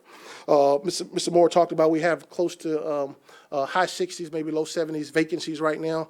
He told you about the 18 coming up on August the 4th that are graduating, 30 to 35 on August the 21st. We'll start the class. And we are hoping to, for the a November class, to try to get that number to 40. And the reason that we might be able to do that is because there are individuals that will be a part of the February class that we will try to basically scrape the cream of the crop off of that 10 or 15 folks who we've already processed and looked at their information, and we may be able to push them to the November class because we will have more than double the number of candidates that we're normally used to seeing after the structured interview, because everyone's receiving a composite score, no longer pass-fail, and we still feel like that we will still have enough candidates for the February class to get an effective class, and our goal for there is to have a 40 for that class. Our fleet, the last thing, then we'll open up for your questions. We are in the process of ordering approximately 60 vehicles for the PD. Primarily, those will be marked vehicles, which is where we need them. And Mr. Hinton, who's done a great job in a very short amount of time of trying to be more efficient in how we do business and with our dollars. So now, in the past, when we would buy a car, they would send us that vehicle, and then we would have the different vendors who would do their respective things to the car as far as putting that upfitting equipment on there. Well, now the place that we're going to use in Chicago is a Ford dealership, where they have a companion business or smaller business that's next door to there, that they'll leave the factory and go exactly next door to that location. And when they come to us, all we have to do is put our computers in the car. All of the lighting and everything else will be done. So what does that mean as far as time? Our old process took us about 6 months or so to upfit a car. Now we can do it in about a month with this process that they have. So we're hoping that that will be able to, once we've purchased cars and they're available, to get them to the streets a lot quicker for us to drive. That's kind of my information. And again, I apologize to you for not being able to give you more information about the mass shooting. But I'm sure you all know and understand that, you know, for an open investigation, we certainly don't want to do anything to harm the integrity of the investigation and get our ultimate goal, which is a conviction. Chief, it probably would be helpful to mention how many detectives you have working on the case currently. Oh, I wouldn't be able to give you a number. I can tell you that out there that night, we probably had somewhere in the neighborhood of 20 detectives that were there on that scene. Now, it spills over into so many different places. We have a large meeting coming up with the crime lab tomorrow to talk about the enormous pieces of evidence that have to be examined and processed, and then what priority that we place upon them to be able to try to get these people that we believe are responsible off the street quicker. All right, very good. We have some comments or questions. Director Hendricks, you're recognized, please. Thank you. I just want to say to the chief, as a director, I do not expect you to curtail or take this burden by yourself. I've heard some people say that it's Chief Buckner. I disagree. I think this is a responsibility of everybody, and I think you're doing a hell of a job. Thank you. Director Fortson, you're recognized, please. A couple of items. First, Chief, I saw a report, I think, Officer Moore from your department covering it, but I think if you reconstruct the scene and recognize that your officers arrived some 3 minutes after the shooting, there are 25 people in some stage of bleeding and hurt, and once they determined there was no active shooter, the presence of the kits that they have and the training they have and the first aid that they applied obviously can be credited with saving some lives, and that's a facet of policing that has not maybe been given enough attention, and I think that the department and the training program deserve a lot of credit for having achieved that. In fact, that some lives were probably saved because of that. Just a comment, it's so easy. You know, it takes 48 minutes and 4 commercial breaks to solve most crimes on television, and the public is so accustomed to rapid response, and I appreciate the limitation with which you're operating. You can't really report many details on your investigation, but I think to the extent that you can again repeat what it takes to complete an investigation like this, that again, they arrive on the scene. It's dark. 300 people have been there. There's all sorts of shooting. Just finding witnesses by itself has got to be a huge task. And I know the public gets impatient, but we've got to understand what the process is to the extent you can let us know that. And I can tell you that, you know, obviously first, when you're arriving on the scene, the first thing we want to do is render that scene safe to enter. So obviously as law enforcement, we can't care for the injured or even get EMS into what we would call a hot zone until it's safe to enter that. So the first thing we have to do is to ensure that the threat no longer exists or to neutralize that threat. And obviously when we arrived there was a lot of chaotic things going on. The officers immediately went into EMS kind of mode, because we're asking police to do so much more now. And I'm very proud of their response in the fact that they used those 5 tourniquets.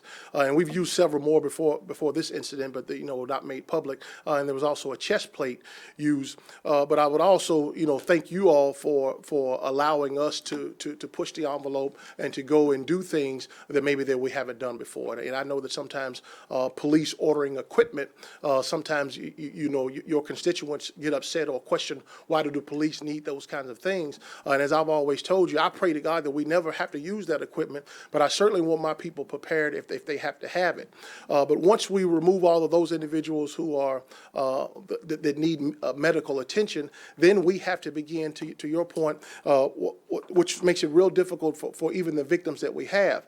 It's been suggested by a number of people that maybe what kind of things can we be doing for the victims, and we certainly think that there's some things that we can do later once we've kind of had some of the air to clear.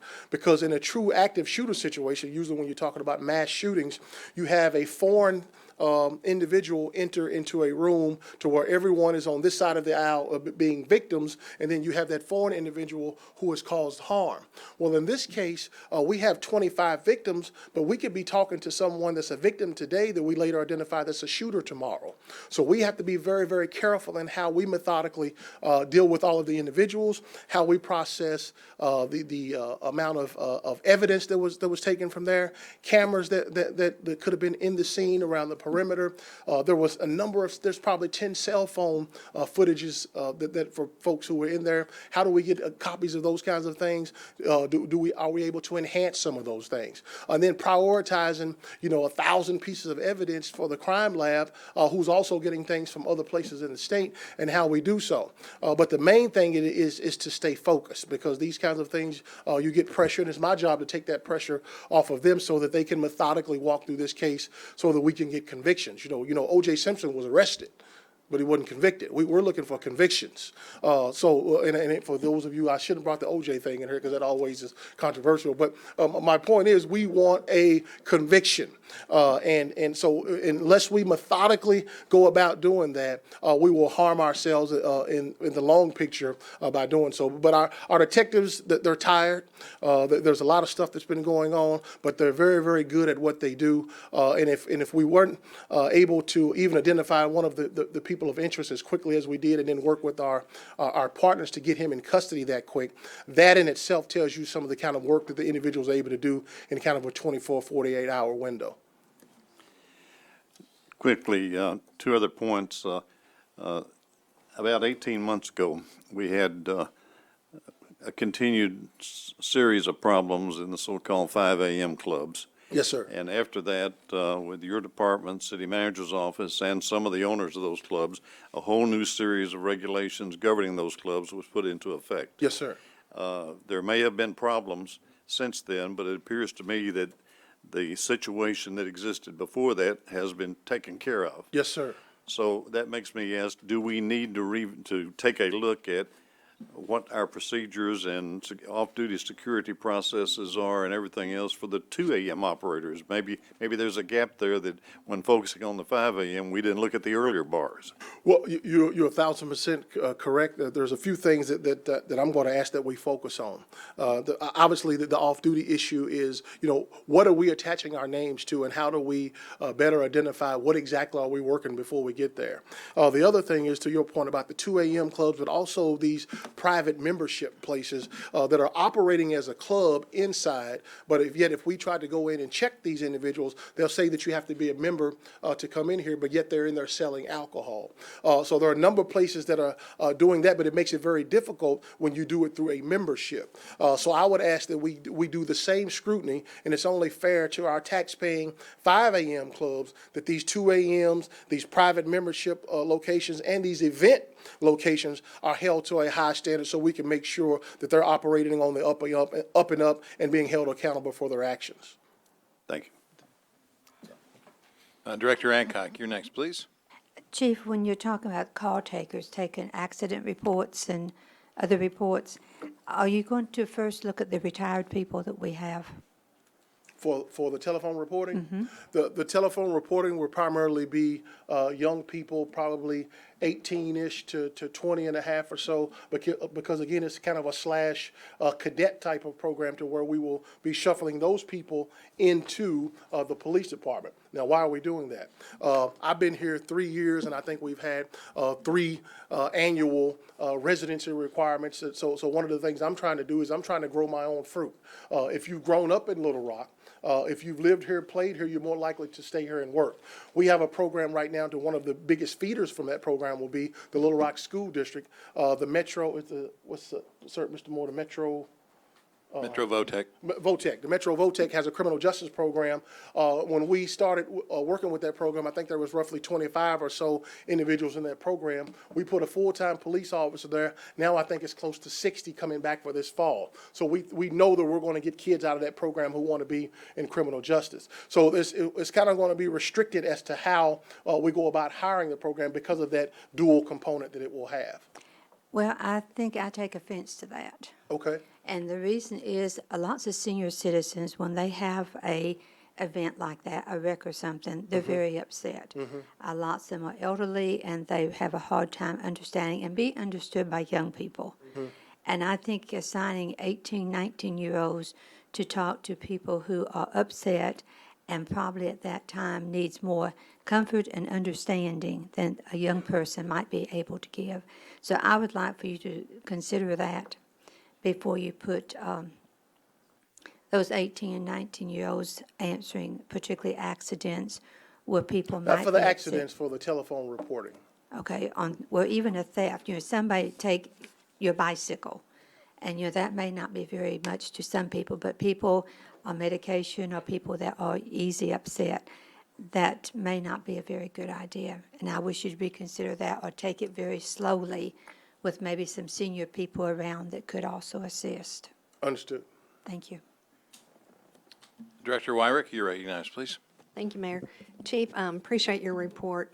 I know there's been a lot on your plate in the last few days, and you had some of the things that I thought about as the information was unfolding. I wanted to know, the vice was there, but they didn't check for the driver's license, the ages. At least that's what the report was on the TV. And I know we had some 16 and 19-year-olds into that, in that location. And so to tighten up what the vice duties are, I think is important. I think that's real important. The other thing that I think is critical is, and I'm not trying to backstage quarterback, but these are things that went through my mind. The license locations versus those that are operating like their clubs or event centers, things like that. I think we need to look at all those locations, and those that we've had some maybe citations, complaints, those would be key targets in my mind, because I'd heard that there were at least 11 citations for this one location. I don't know if that's the correct number, but apparently there have been some reasons for us to visit that location. So that's important. The other thing I thought about was the police department checked for guns, and then guns wound up at the location. How do we shore that up so that we don't have so many guns, so many people shooting guns? The other thing was 2 a.m. On an event. This was not even a club. This was a restaurant turned into an event center, I guess. I'm not sure what the status was for that location, but 2 a.m. the officers were let go, according to my understanding, and then these altercations happened later than that. So somehow on the event center or whatever we're looking at, we need to understand, the time, which Gene brought that up as well. So those are key, and you've talked about those. I know they're on your radar. The other thing gave me a little bit of concern, taking the calls and routing them to maybe a different location, not 911. We had a restaurant operating as an event center, club, etc., out in Southwest, and the neighborhood kept reporting loud music. And This went on for a long time. And it was a restaurant. They were operating as an event center. I talked to Mr. Moore about it many times. I'm familiar with the location. Okay. And so the reports that were coming in were loud music, but if you went to that location, you would see that it was more than operating as a restaurant. They had cars parked on interstate right-of-way. They were parking illegally. Maybe thousands of people there. I don't know. But when you're talking, to me, that could be a clue to a location that may not be on your radar, but it would be something to look into. But other than that, I think it was a good report. I look forward to the rest of it. I think you're right on target with the stuff you're looking at.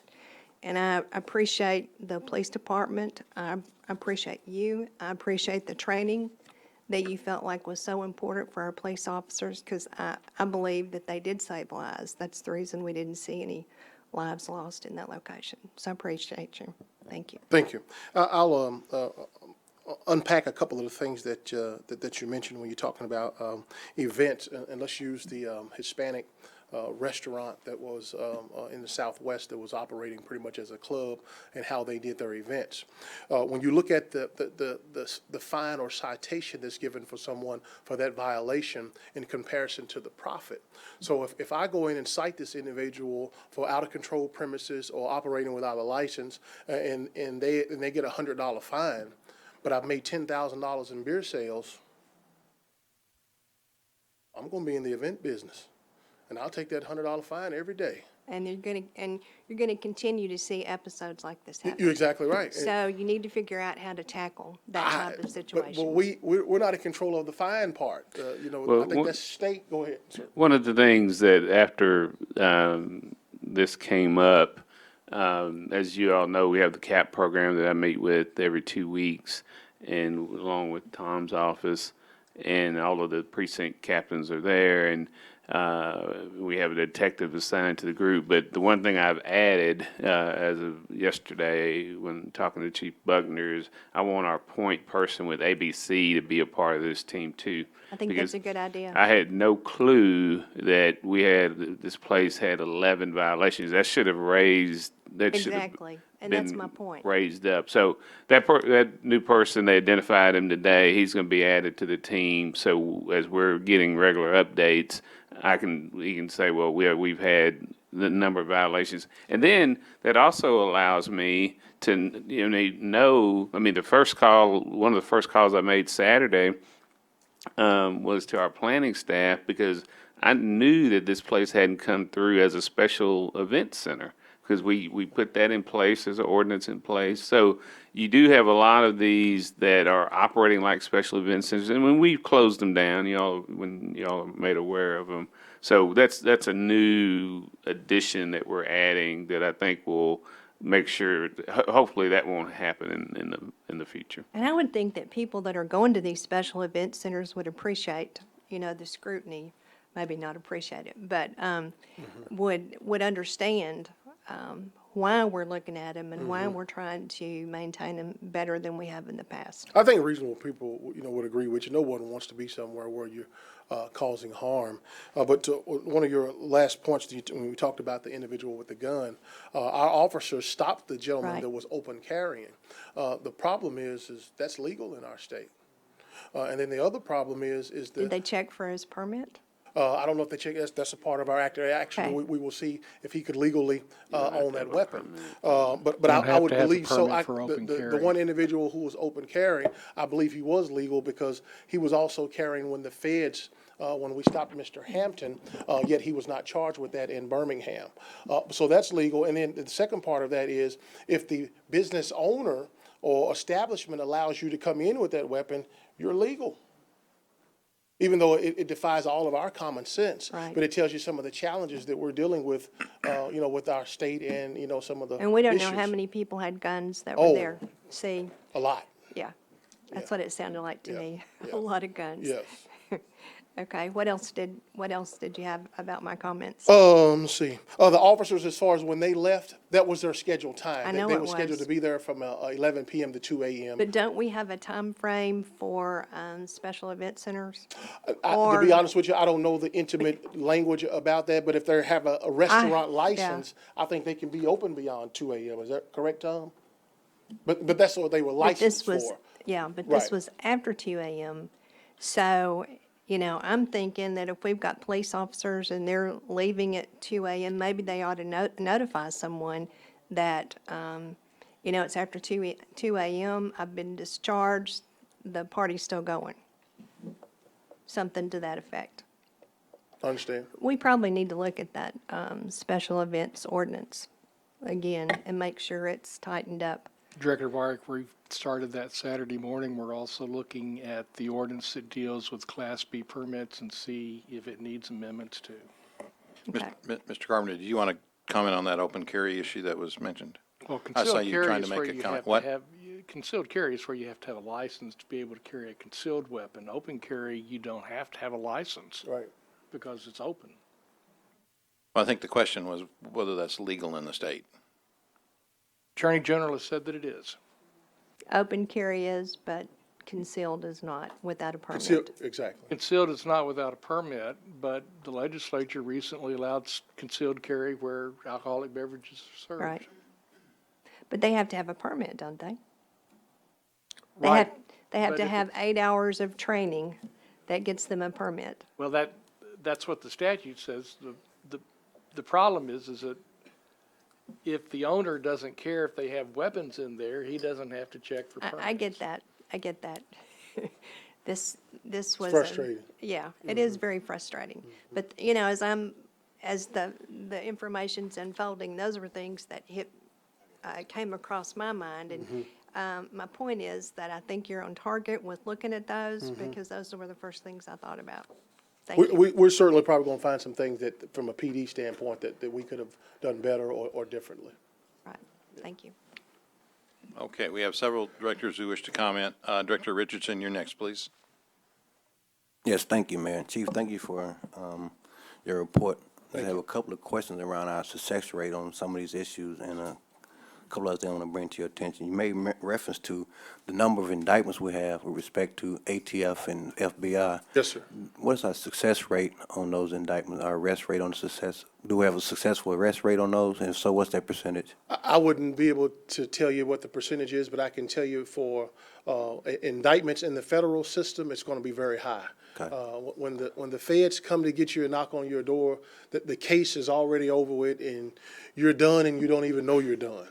So it's going to be very, very high conviction rate.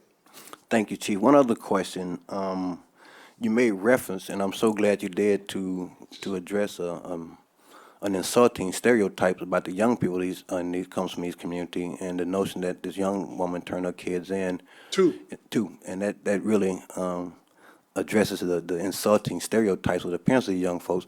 What kind of partnerships are we utilizing right now to kind of ensure or create opportunity for people to follow that same kind of approach, whether it's through community-oriented policing, or what other things are we doing to try to encourage those kind of partnerships with our police department?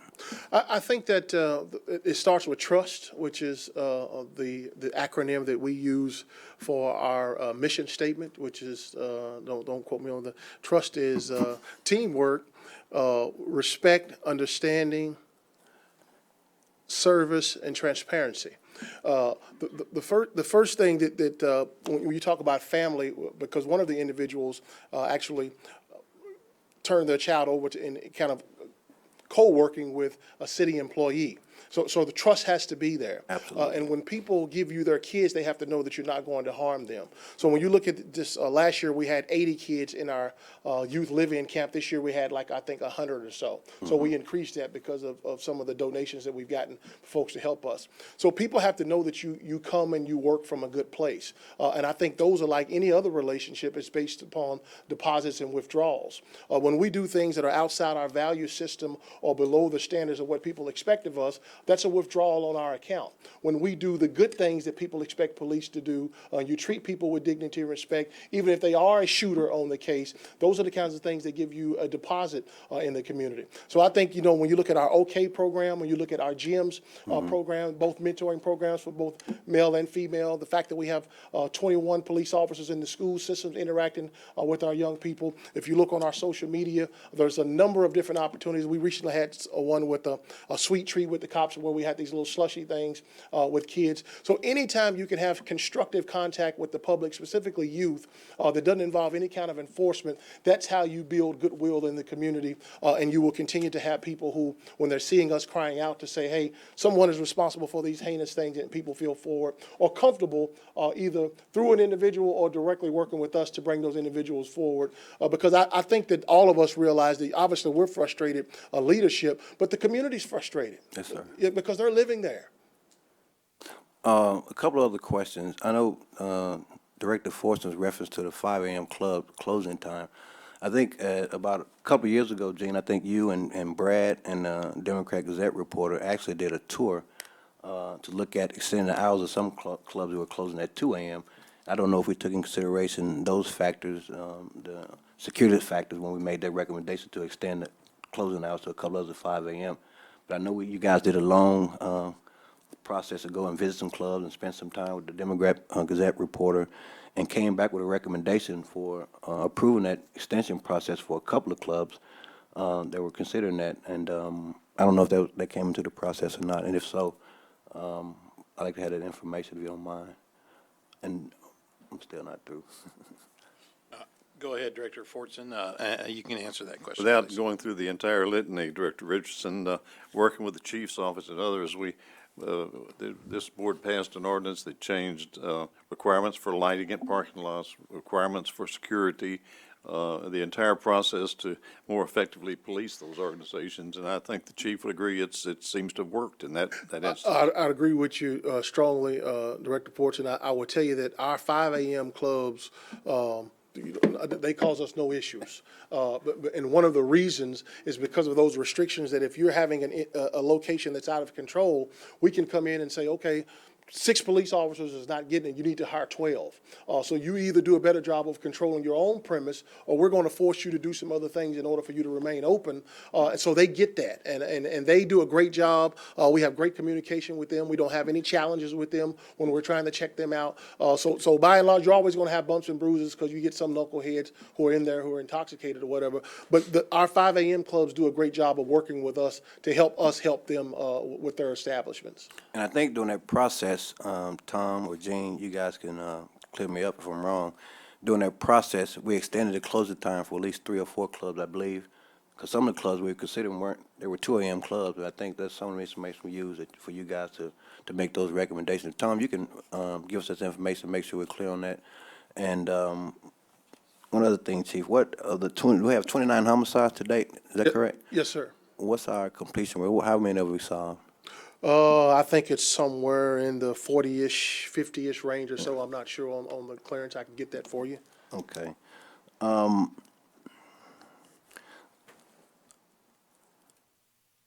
appreciate the job you're doing, and also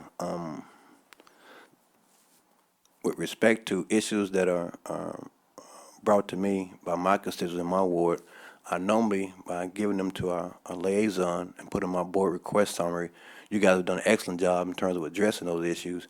And contrary to what some of your officers may believe, I have no experience in law enforcement. I have no desire to have experience in law enforcement. So I don't think it's my job to micromanage your department. I was hired to enforce policy that would make it possible for you to do your job in the most effective way. So thank you for doing your job you're doing. Thank you. Director Hines, you recognize, please. Thank you, Chief. Thank you. Thanks for closing the gap, Bruce and Chief, on the ABC and better communication between the two, because I think that's something we were talking about that kind of glared out that we didn't seem like we didn't have a good line of communication. Chief, one of the other things is there a general order that you have out for our off-duty officers? Is there a department policy? We do. Okay. We do. Are you going to be evaluating that? And I think that the concern for me is that we had 2 officers, they turn away a guy trying to go in with open carry to an event, maybe I guess in your after-action report, you can address, did it maybe rise to the level they may have should have let somebody else, and they may have, but just the fact that, you know, if they think a situation is getting off hand when they're working off duty, I don't know if your general order addresses that, but I think it's something for future we might look at.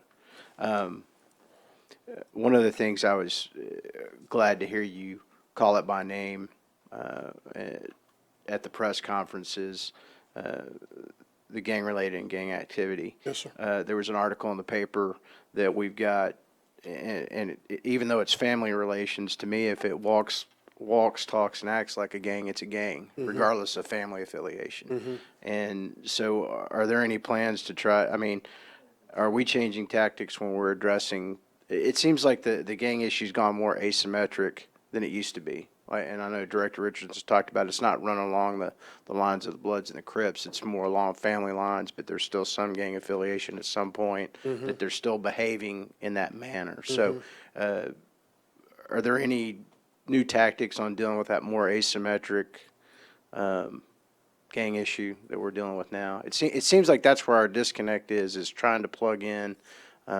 Like many of them said, they're not talking anymore, they're just shooting. And I think it's harder to plug in when you're not flying colors and not as much geographically related.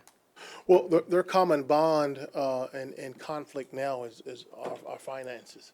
You could be a Crip or you can be a Blood, and your particular areas don't particularly care too much for each other. But if someone gives you some information that you feel like that, hey, we can go and knock off this Brinks truck, they're going to set that aside to go and try to get the money. Right. What makes that difficult is because someone geographically may be located in a certain area that they identify with, but it's different from the school that they actually attend when you're talking about young people.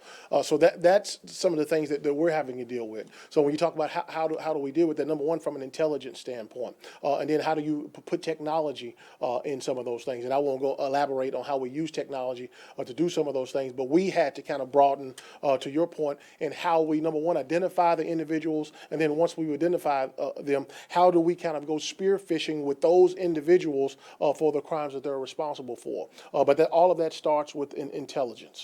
Okay, super. One quick question, and we talk about using 18 to 20 and a half year olds in our program.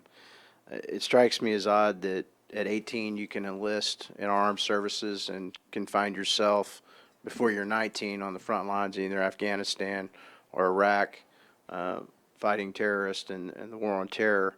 But why is our standard 21?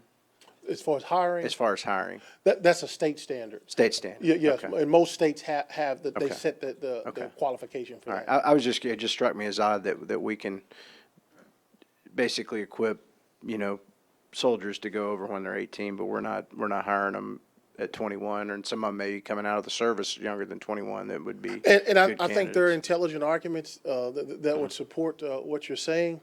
Being a chief and then being for nearly 25 years and 15 of those as a supervisor or commander. When you look at kind of the responsibilities of a military individual versus the day-to-day maintenance, particularly in an urban environment, an 18-year-old with the responsibilities that we have on the street would concern me, particularly from a maturity standpoint, because there's so many things that come at our young people. And I'm just thinking of myself at 18, what would I have been like as a young police officer? And even a new chief, I can tell you that, being here for 3 years, and I prepared like you would not believe for the opportunity. But Bruce will tell you that I've misstepped and done things that I look back on that and say, you know what, I've learned something different as to how to handle that. So putting an 18-year-old, I can only think from Little Rock and Louisville, two urban environments. In those environments with the challenges that we see today would concern me deeply. Maturity may be. Maturity would be a big problem. And I do commend you. I think that's a great feeder, whether we get them in call taking. I do appreciate that. And I know that some of our youth are misunderstood, Director Adcock, but don't give up on us. Yes. Well, I am the youngest one on the board, so. Quickly to Mr. Richardson, 17 of the 29 have been solved at 58% clearance. Yes, sir. One other question. The governor's offered his help.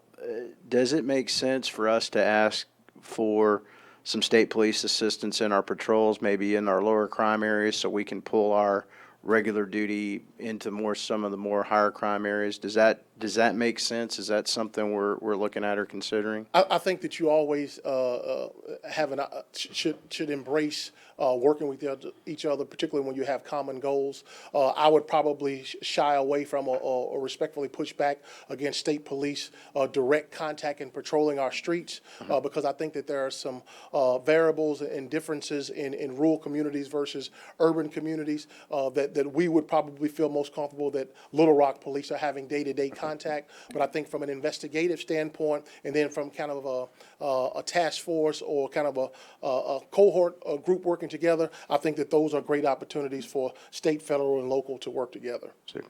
And just one other comment, this is for Bruce. The governor's reached out to give us access and resources, and this goes to something the mayor talked about with our parolee population.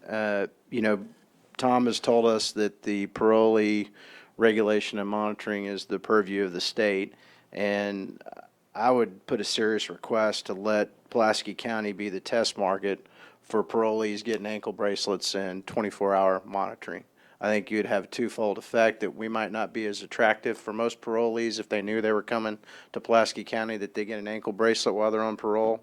And I would even say that if it's a question of funding, that's something this county might support, some type of tax increase or fees associated. Well, many cities that if you choose to be probated out into the community, the offender has to pay for that. Right. And I think that where we're hamstrung is we wanted to address this at the city and county level, but that's been the state's purview. So I know that the governor has put an olive branch out there to help us. And I think that's one of the things that would help us tremendously.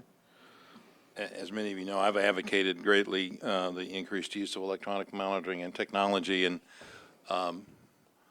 that is the purview of the state. And certainly I've had conversations with the Department of Community Corrections, with Sheila Sharp, who's working with us and will increase their coordination with us. And that's something that the parole board really has the purview over, but certainly if it's funding, we might be able to come up with some ideas on where we can do the funding to try and see if that can't be a requirement. So I'm happy to dedicate some effort to trying to see whether they'll be receptive to that. Right.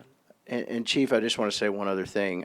I know that it's easy for everybody to Monday morning quarterback what's going on after an event we've had or just the events of the past 2 weeks. I do know that you run a very professional organization. Our LRPD rank and file officers are top-notch.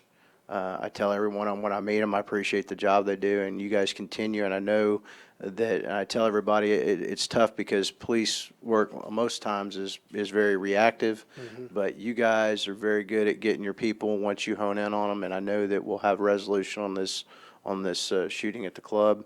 And then also, as you've already seen, we've already resolved some of the other drive-by shootings we've had lately. So I appreciate you and your staff's work and all of the rank and file officers. They do a great job. And I want to let you guys know y'all have my full support, and I think the board's full support in the job you're doing. So don't let the Monday morning quarterbacks get you down. I'll carry the flag and take some slings and arrows for you guys because I know y'all are doing a good job. The one thing I've told here lately is that we can't continue. Staffing, we're going to get there, but like you said, it's an 18 to 24-month deal to get there. So right now, we've got the police force we have, and you guys are very effective with what we have. So we're going to. I'm not going to let that be used as an excuse. We're going to soldier on, and I know your guys are putting in the overtime, and we appreciate their efforts. Thank you. Director Wright, you're recognized, please. Thank you, Mayor. Chief, a couple of things. I think one of them, the city attorney will have to probably weigh in on, but I've received a lot of complaints about these private membership clubs and the fact that they're basically event centers and hosting parties and selling alcohol. And I finally got the one next door to the new community center, got with the owner and got them out. But it took a long time, and we've ended up with bullet holes in our roof, y'all, when the roof leaking in a brand new building and all kind of nonsense. And I'm still having issues with loitering on that and prostitution on that site. But my understanding is that they've moved on down to Asher, so they're still in operation. But Mr. Carpenter, what would we need to do to be able to enforce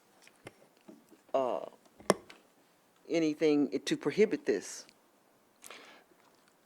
You mean the Events. events, the restaurants that act as a club or act as an event center? Is that what you're talking No, about? these are not restaurants. This is These are this was private a membership, like Yeah. they're saying we're a motorcycle club, Club, and you have yeah. to be a member to enter. yeah.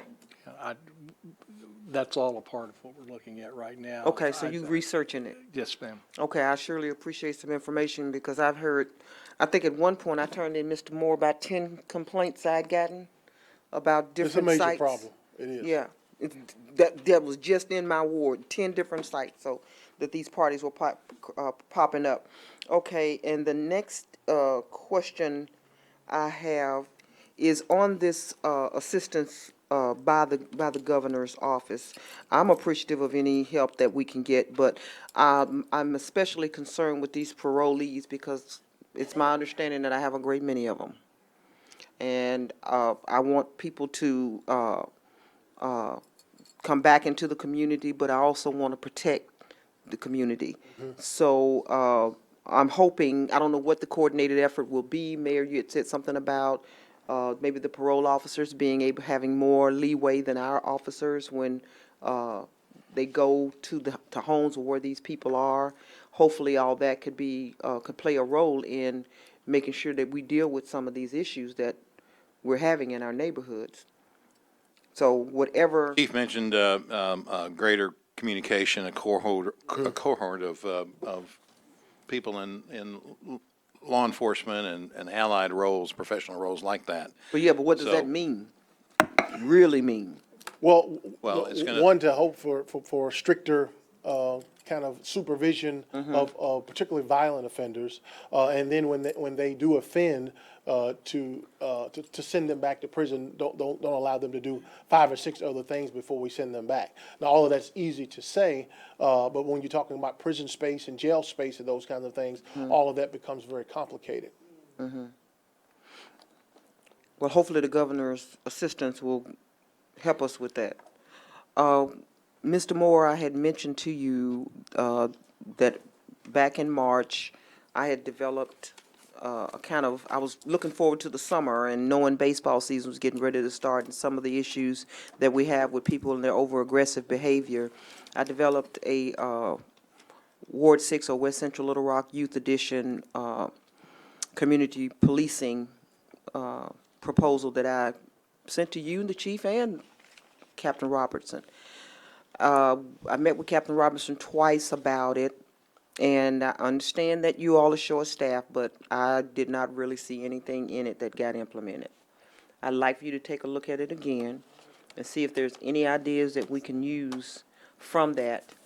And the ideas are basically simplistic, but I do have people frightened to walk Barrow Road due to the shootings and such, and they are saying, constituents are saying that if they see paroles, the officers on parole, it's just them moving through.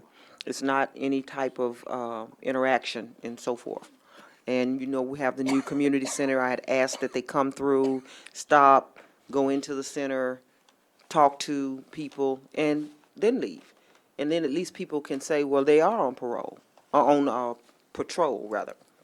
So anyway, I'd like for you to take a look at that, and because people are very upset, very, very upset, and this is a multi-tiered problem, and it's not going to be solved overnight. And I know that everybody wants to come down and blame the Little Rock Board of Directors and the Little Rock Police, but it's going to take all of us to solve this, and I truly do understand that, and I understand, and I accept the fact that, you all are putting forth a lot of initiatives that make sense, like taking officers away from writing up accidents. I think we talked about that on the board a couple of years ago. Glad to see you moving forward with it. Glad to know that we at least got this 18 coming out. Exactly how many vacancies do we have now, Mr. Moore? Is it 65 or more than 60? It's more than 60, I would say it's in the low 70s. Oh, so we still up into 70, so, okay, okay. All right. I want to be able Plus to. one, Mr. Timmons just left today. Yeah. I still want to be able to respond to people when they ask me these questions, but I do appreciate the job that you do. I know it's difficult. I was at believe it or not, my 40th class reunion when all of this happened, and I was with people from all over the country, and it was not a good look. I was saddened. I was brokenhearted and embarrassed all at the same time because we're all on the national news and all this stuff popping up, and it was not a good look. But anyway, that's why I was not at the press conference. So, but thank you so much for the job that you do, you and your officers. Thank you. Director Campier, share recognized, please. Thank you. Chief, let me just make a few statements first. I think that Gene and Brad did a great job. We might have to delve in and see if we can send them to the 2 a.m. clubs for a while and let them bring back. But we may have to have one of your people go with them too now to get them to go back out. But I just want to tell you and Bruce that I appreciate your honest assessment of the situation in Tom. There are certainly things that we can do better, and the only way we can do better is be honest. And Bruce's addition to his group, the ABC group, is a good one. And looking at opportunities to make everybody safer. And I want to make sure that I understand correctly. The two officers that were there, their sole job was to be in the parking lot. Yes, sir. The pat down or the entrance was done by the club owner. I'm not sure if he was patted down, and if so, who did it, but I can tell you that even though they were responsible for the parking lot, when they saw a guy openly carrying. No. I'm talking about, but the rest of the crowd that went in, that wasn't their responsibility. That's not their responsibility to check those. I just want to make sure that people understand whose responsibility it was. And I think that is, I think BJ said that obviously if they had the feeling, and I think there's probably a feeling in their gut that was not good, that there probably ought to be some way of saying, you know, I'm telling someone I'm leaving, I'm off duty, I'm getting paid just to stay here till 2, but there's a problem here and someone needs to come look. So I would hope that in the very near future, Bruce, we have a report back from you and Tom and the chief on what we're going to start doing for event centers, private clubs, 2 o'clock clubs, and all of these things where we have a firm thing very quickly in place that we can vote on and move ahead with. The second thing is, let me make sure I understand what you've told us and what I've read in the paper. Yes, sir. We have had this calendar year an uptick in public safety and people not feeling good about themselves and what's happening. Yes, sir. And this has been the focus of your and Bruce and Tom's energies to try to take care of this. So you've had an ongoing situation where you've been dealing with, is that correct? Correct. And that's where you've elicited all these other supporting people into your efforts. Correct. So that's something that has been going on, and then we had a tragedy that occurred. Right. That probably is in some way related to your ongoing investigation. Is that true? Very That was much so. exacerbated by Yes, sir. somebody else. Yes, sir. So it looks to me like, as I look at this, and not having an understanding that you, very much like when I'm taking care of a patient, I can say very general things about it, but I've got regulations that I can't say. You can't compromise your investigation. It looks to me like you have got a great force, and especially your detectives that are doing a wonderful job for this city. And I appreciate it, and I wish there was something that we could do to help them. But I think as a unit, we appreciate what they're doing in all aspects of it. The ongoing problem that you have told us every time is that you have trouble finding people that will tell you what's going on with these crimes. Is that true? Yes, sir. What can we do to facilitate and make your job easier? I mean, Ken is right. My job's not to micromanage you, but my job is to say, you got a problem. We control the purse strings. What do we do to help you? What do we do to help you and Bruce and Tom? I mean, this is a problem that is going to sap our community. And we need to know from the three of you what we can do. What help do you need? And I have thrown this out and have been told it's probably not a very good idea, but it keeps coming up. Do we need to get some money together to help have a confidential fund to help people come forward? What do we need to do to start saying to you and this community, we support what you're doing, and if there's something that we need to be doing, then I'm all in. And that's really the key thing. And if I know that I'm not going to go down there, I can't help have people tell you what's going on.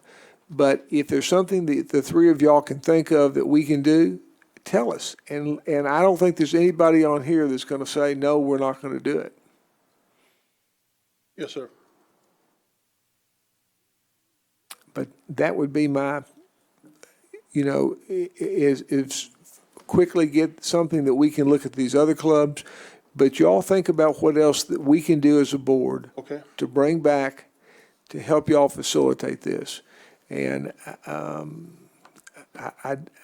know that there's been a thing about let's get a task force together to do something. I think this is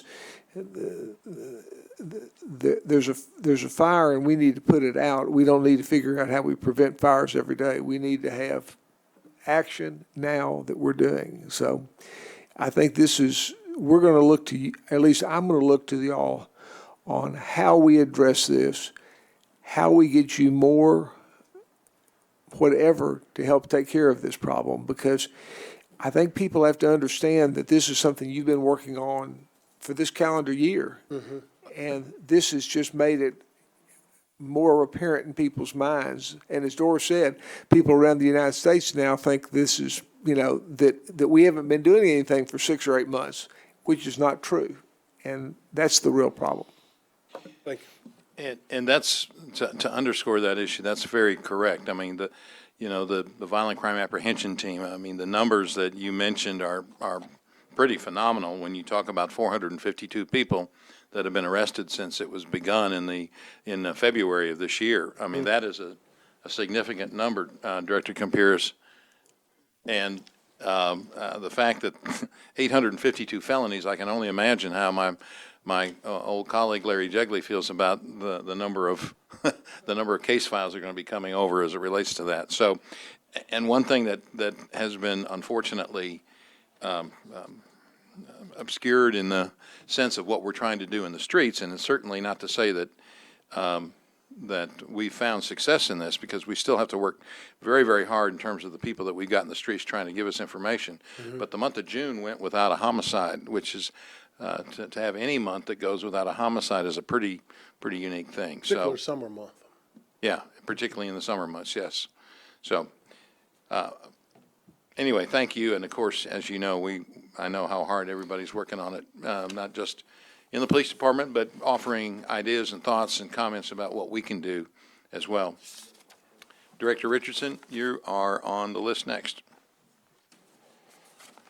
Thank you, Mayor. Chief, I think both Dean and Lance hit on a couple of key points. With respect to how do we give you the resources to foster those partnerships with the community to get that kind of cooperation, I think if community-oriented policing would be a suggestion from you or a need from you, I think it'd be incumbent on us to try to find resources for that, because I think you have this dichotomy when you have this patrol and control interaction with them. One day you want to patrol them and control them. The next day you want to be their partners and be their friends. So I think that fosters some of the lack of cooperation, in my opinion. Of course, I'm not a police officer again, but it's just a policy standpoint. I think that your recommendation or your reference to a lot of stuff being related to finances, I think it underscores what both you and the city manager said, that we can't police our way out of it. We cannot do it. I think it's short-sighted to think that we can police our way out of it. We cannot hire enough number of police officers to address this. If we don't address those social conditions that foster the development and growth of young people fit in this category. And I think that you can correct me if I'm wrong, if finances is a key component, there are some things that we could possibly do proactively up here to help ensure some financial opportunities for some of the people. I mean, whether or not it's an ordinance to provide incentives for people to hire people from this category, this community. I think Mr. Moore has worked with a number of people that we had a ban the box campaign, and we took the whether or not you've been convicted of a felony, took that off for certain departments, of course. And of course, sometimes when you have that category, on the first thing on your application, when they see that, they toss it away. They don't necessarily see what kind of skill sets you have. When you say, yes, I've been convicted of a felony, you're gone. And I think we need to figure out a way to create some financial incentives to make it possible to employ these parolees we're talking about and we're concerned about. And I think that's another area we need to look at. That's my thinking on it. And you can correct me if I'm wrong. A lion's share of these crimes are not committed by parolees. Is that correct? I wouldn't be able to tell you, percentage-wise. I'm sure that our parolees do their fair share of dirt in our city.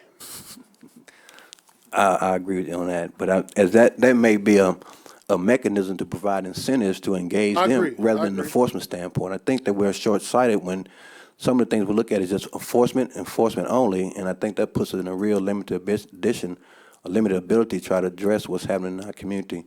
So the notion that we can't police our way out of, the notion that we need financial opportunities, and we need to be figuring our way up here to provide incentives to hire that population, encourage incentives with the city and companies that we cooperate with, we contract with to hire that population in order for us to address this issue. And that, to me, that's playing chess, Chief. That's not playing checkers.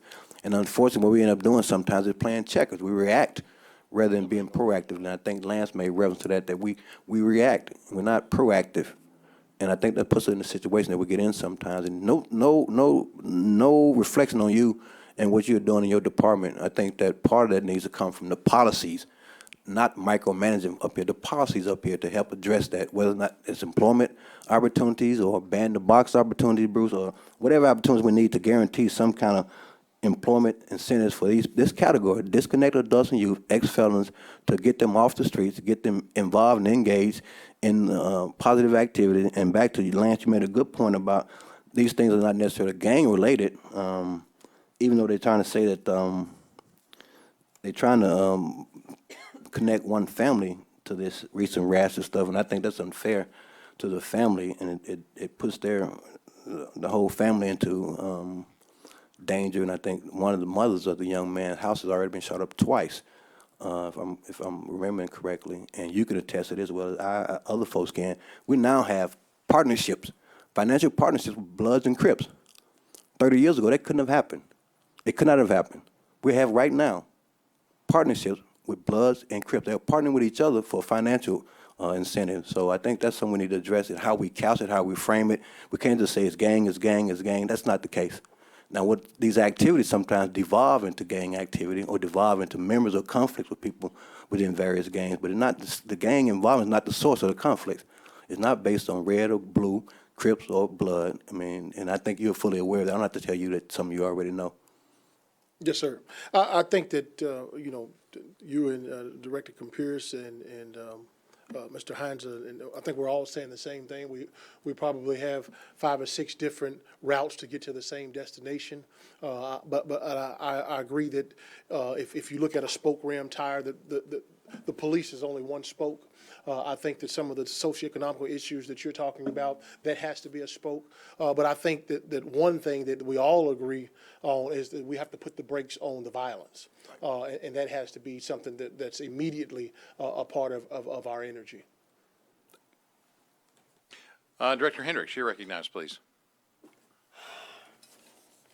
Chief, the thing that I want to comment about, and piggyback upon what Dean has said, of people coming forth and telling you something, to give you just a minor example. Yes, sir, ma'am. I allow people to call me up until midnight. You know why? They're afraid to call the police. They don't even want their names involved. And I think you all got to realize, I know you realize that. Yes, People are you've not called going me to a just few come times forth and lately. tell you stuff. They're not going to do that. So y'all may be fooling yourself, but as a black, I'm going to tell you, these folk ain't going to come and tell you nothing. It's up to us. It's up to somebody. I don't know who it is. The last thing that I want to ask, Mr. You've done a good job responding to all this. I'll call you. Bruce, I want to know these comments that's been made about these nightclubs. Is that something that starts with the city and not with the chief? Permits. Does the chief issue permits to nightclubs and stuff? Why are these people talking about it? I Well- get disturbed when I hear stuff. I think the thing we've got to keep in mind is this wasn't a nightclub. This isn't. No, I'm just asking you, in that case, when the clubs are going on and they're being run like they should not be, I know what you're thinking. I'm saying, is that the chief's responsibility, like I've heard some people ask him tonight? No, I think what I was saying is, I said the board members. I'm not talking about but you. I want to make an example of the fact that after this, I've seen a gap. I mean, I've seen the fact that I should have known this. You all would have known, because I would have asked Tom probably to move on this institution because they were operating. They didn't even have a special events permit. Yeah, So I know. we would have shut them down immediately, but we wasn't aware of it. I'm really surprised that ABC had allowed all this stuff to go on without the city knowing. There's something wrong there. I'll talk to folks who I know to talk to, but that's the thing that I want to say is that some of the things that is being asked of the chief, that's not his job. Some of the checking and verifying of some of the things that people are permitted for, we the do. clubs. Do you issue permits to We clubs? don't issue them, but we're part of the verification of to make sure that people are operating But correctly. it starts over here. Yes. You're darn right it is a does. licensing That's what thing, I'm, yes. I've been around here long enough. I hate to hear people talking off the wall. That's what I call it. Director Wright?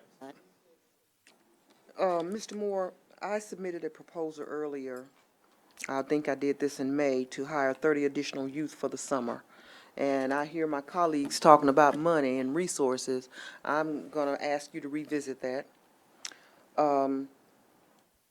This has nothing to do with the chief, but I'm glad you clarified for Director Hendricks why I asked those questions about the alcohol and the permits and these illegal people selling alcohol after hours. I appreciate that. But I have something else that's a question for Mr. Moore on something that I got here. Because I'm getting a lot of complaints about. Is this a different issue? Yeah, this is a different issue. The one that Director Adcock handed out? I don't know who handed it out. I was. Okay.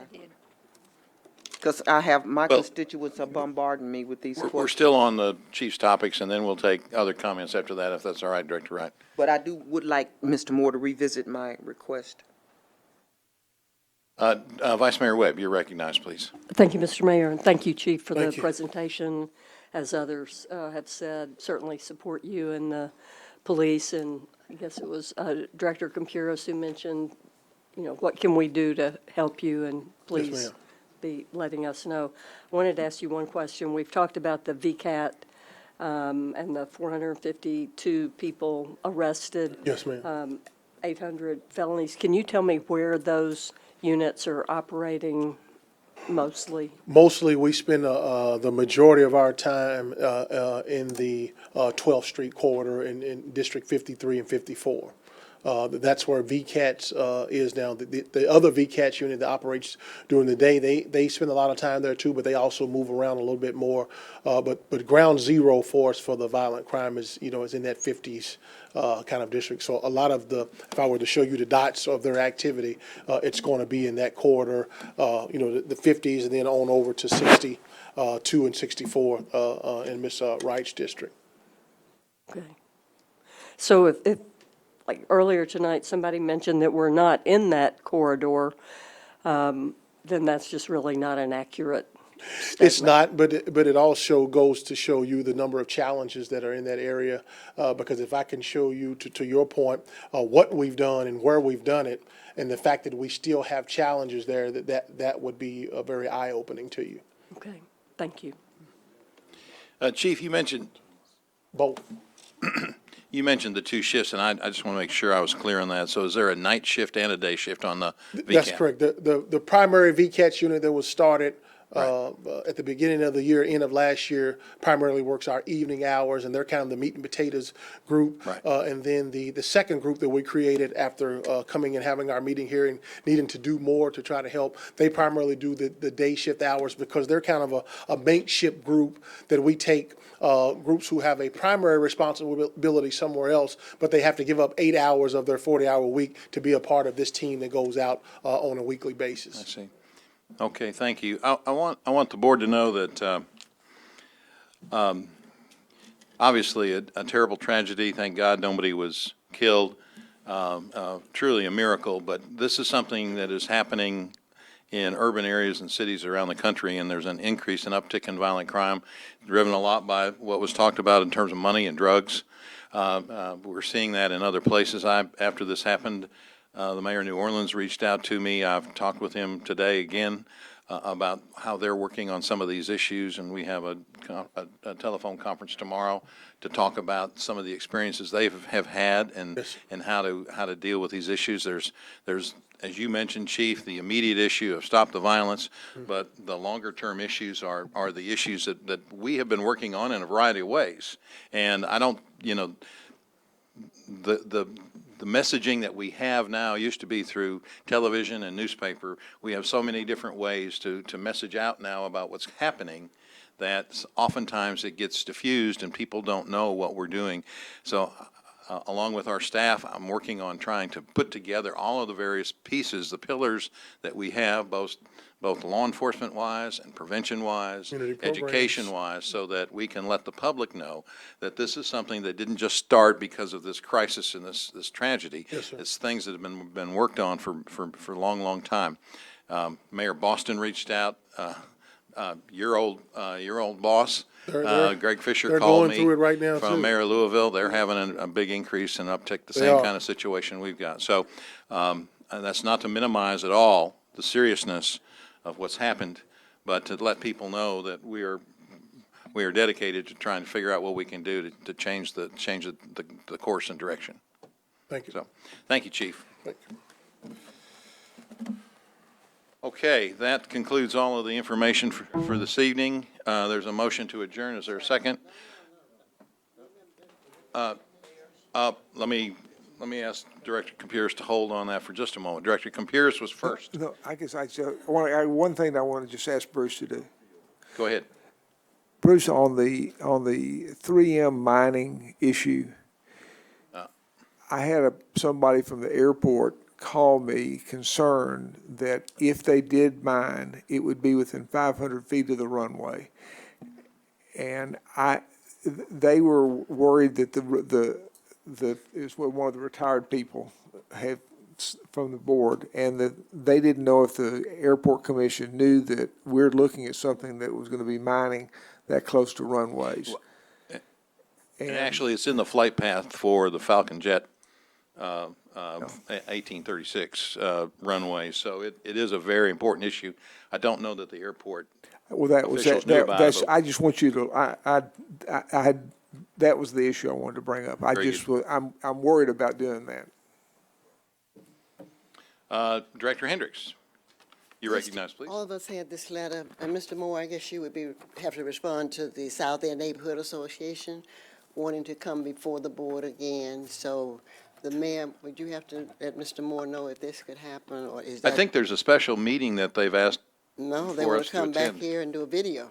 They want you all to see a video. Okay, on the 27th, is that right? Is that the date? They don't have, they just asking, would you do that? Did you all read this? Yes. Yeah, they're asking permission to come back. I haven't So seen a this date letter. was- I got a letter earlier about Date. them wanting to do something on the 27th. Yeah, we'll work with them to get it scheduled, okay? Okay, but so it will be scheduled? Yes, ma'am. Got a meeting tomorrow, so I don't want them yelling at me. Okay, thank you. Director Wright? Okay. Did you ask Very about good. this thing?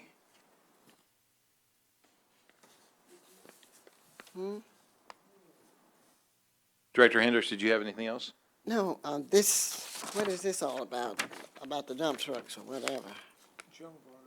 Director Adcock brought to our attention the number of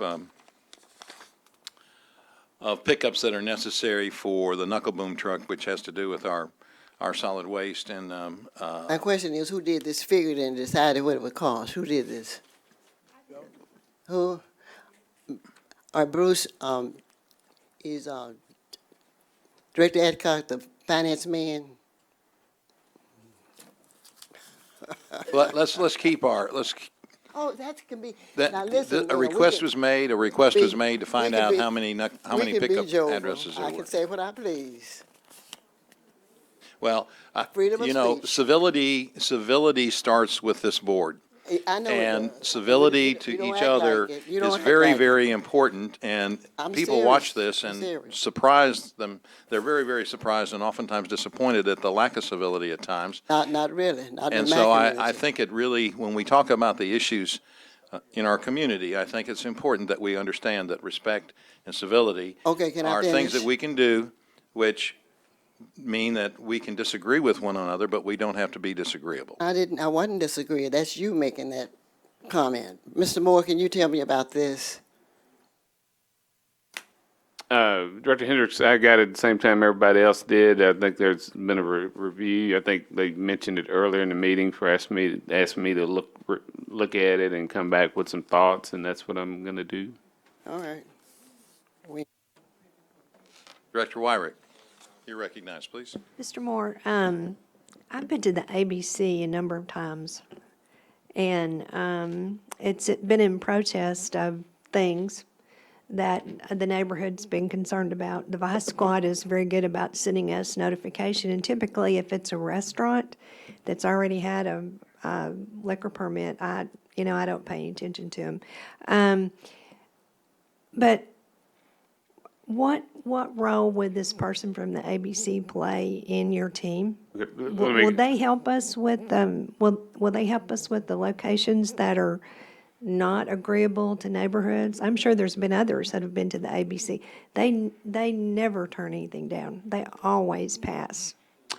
Right. So let me clarify that I'm not requesting a staff member from ABC to be part of the team. We have a dedicated Little Rock police officer, and they told me his name earlier today, that is their direct liaison. So that's who I want to be a part of the CAP team, so he can regularly inform us of, all right, here are the violations, and I'm going to ask for a report every 2 weeks, all right, where are we having ABC violations? Okay. Because that's where I think, I mean, if we'd have known, if I'd have known they'd had 11 violations, that would raise it to a level of, okay, what are we doing? Do we need to begin to sit down with their attorneys and require some additional security? And so that's the purpose of adding the LRPD liaison to the team. Okay, so it's an LRPD liaison. It's not someone from the ABC. Right. But they will have insight to the locations as to Correct. violations and things like that. Correct. Okay, I just want clarification on that. Thank you. Director Wright is next, and then Director Adcock. This is on the same subject that BJ was talking about. Okay. Mr. Moore, I've not received any ABC notifications this year. Me And I either. don't think, BJ, have you? Okay, I haven't, so I must have been dropped off the list. Would you please make sure I'm added back on? It's been a bit, though. Okay. Okay. I think I may have gotten one only. Director Wright? Mr. Moore, I'm receiving a lot of complaints from my constituents, especially in the Barrow and the Clover Hill Pembroke area. I attended a meeting with Clover Hill Pembroke and I know Miss Molly was spinning in her grave as I drove through the neighborhood, just mess everywhere. And the code officer was there, and then he's fully staffed, and they're implementing a system where they're more proactive. But once it gets written up, it's getting it picked up is what the issue is now. So when I saw this, I was hopeful that whatever we need to do to get the resources that will allow us to pick up these bundles of stuff on the curb, we need to do that. Yeah, I was over in the South End last week, and I ran into the housing staff person that runs their knuckle boom. Mm-hmm. And so he was picking up a big pile, and right up the street there was another pile that wasn't as big, but it was mixed. And there's very few piles out there that aren't mixed with a whole lot of stuff. Right. And so Public Works, by ordinance, isn't supposed to pick that up. I mean, is not. I mean, so what I said Friday was to Victor and John was I want to invest in another knuckle boom truck. Thank you, Lord. And I've already identified the funding. And because this guy was working hard, but I said, if we had another one, I think we could really just focus and just pick the stuff up. I mean, and I haven't been able to figure out this problem yet, but it is a resource issue for Public Works, because what's happening with their knuckle booms are they're given a list every day of where they're supposed to go pick this stuff up. And guess what? When they get there, housing's already picked it up. And so they're supposed to be sharing lists every day of, all right, we've been to all these addresses. So as I'm pushing them, they're doing it, but then we're wasting resources on the other side. So I'm gonna sit down with John and Victor, his staff, again to try to get that item. But I'm gonna be bringing forward to order another truck pretty soon. Will you speak with both of those departments and get me a date or some kind of window of when they can get into the Clover Hill, Pembroke area? Yeah. And just do a blanket pickup, because it is, I have never, in all the years I have lived out there, seen that neighborhood look like this. It is really bad.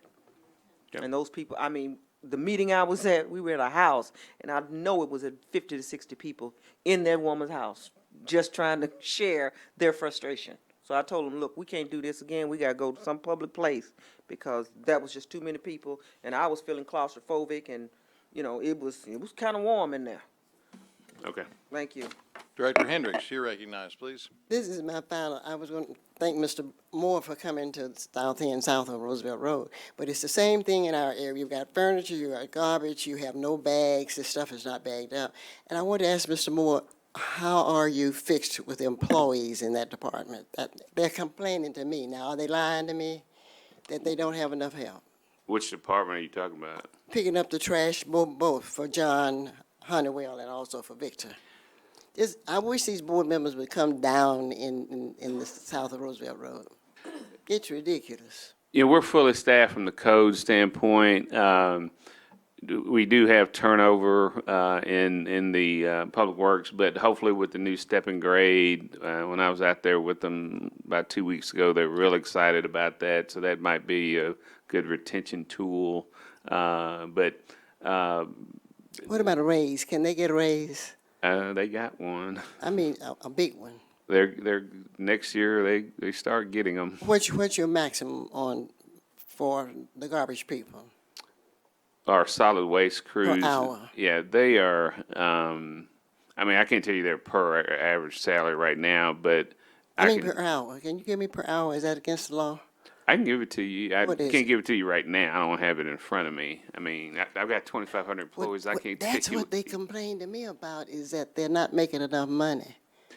And that's why you have such a fast turnover, Bruce. But Director Hendricks, what we just did, and y'all were made aware of.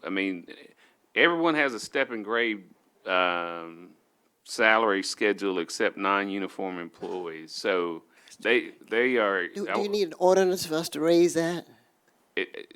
Huh? Come on. Well, that happens during the budget process. I'll start negotiating with all three of the unions in August and September. And that's where, and I want you to understand what we've done is before this year, the police and fire, they would get whatever raise that we were given. This year is 1.5. And then if you're an 8-year, it's still your first 8 years of the police department, you got another raise on top of that in January. But you're talking about police and fire, I'm talking about garbage collectors. And that's what I'm saying. Going forward in January, it's going to be the same thing. They're going to get whatever we negotiate. Let's say it's a 2%. Plus, on their anniversary date, they're going to get a raise. So it's I mean, they were very pleased. You heard them come down here and thank us. Yeah, well, that was another group, wasn't it? No, it's the same group. Well, come on with some more. Well, why are they complaining to me? Because they know I'm a fighter. Well, I mean, listen, they are some of our lowest paid employees. I know that. We all know that. But I think what we did just recently is going to change that significantly. Okay, I'll tell them to stop calling me to call you. Director Adcock. Call me. With these piles is that once they're out there, then people drive by and they throw the lumber on it. So it wasn't mixed when the neighborhood person puts it out there, but by the time it's set for the one today was 21 days, and they told her today it'd be 2 more weeks. And she said, they're stopping by daily just about throwing bags and throwing stuff out there. So they grow. Thank you. Director Fortson. I move we adjourn. Motion and a second. All in favor indicate by saying aye. Aye. Opposed, say nay. We're in adjournment.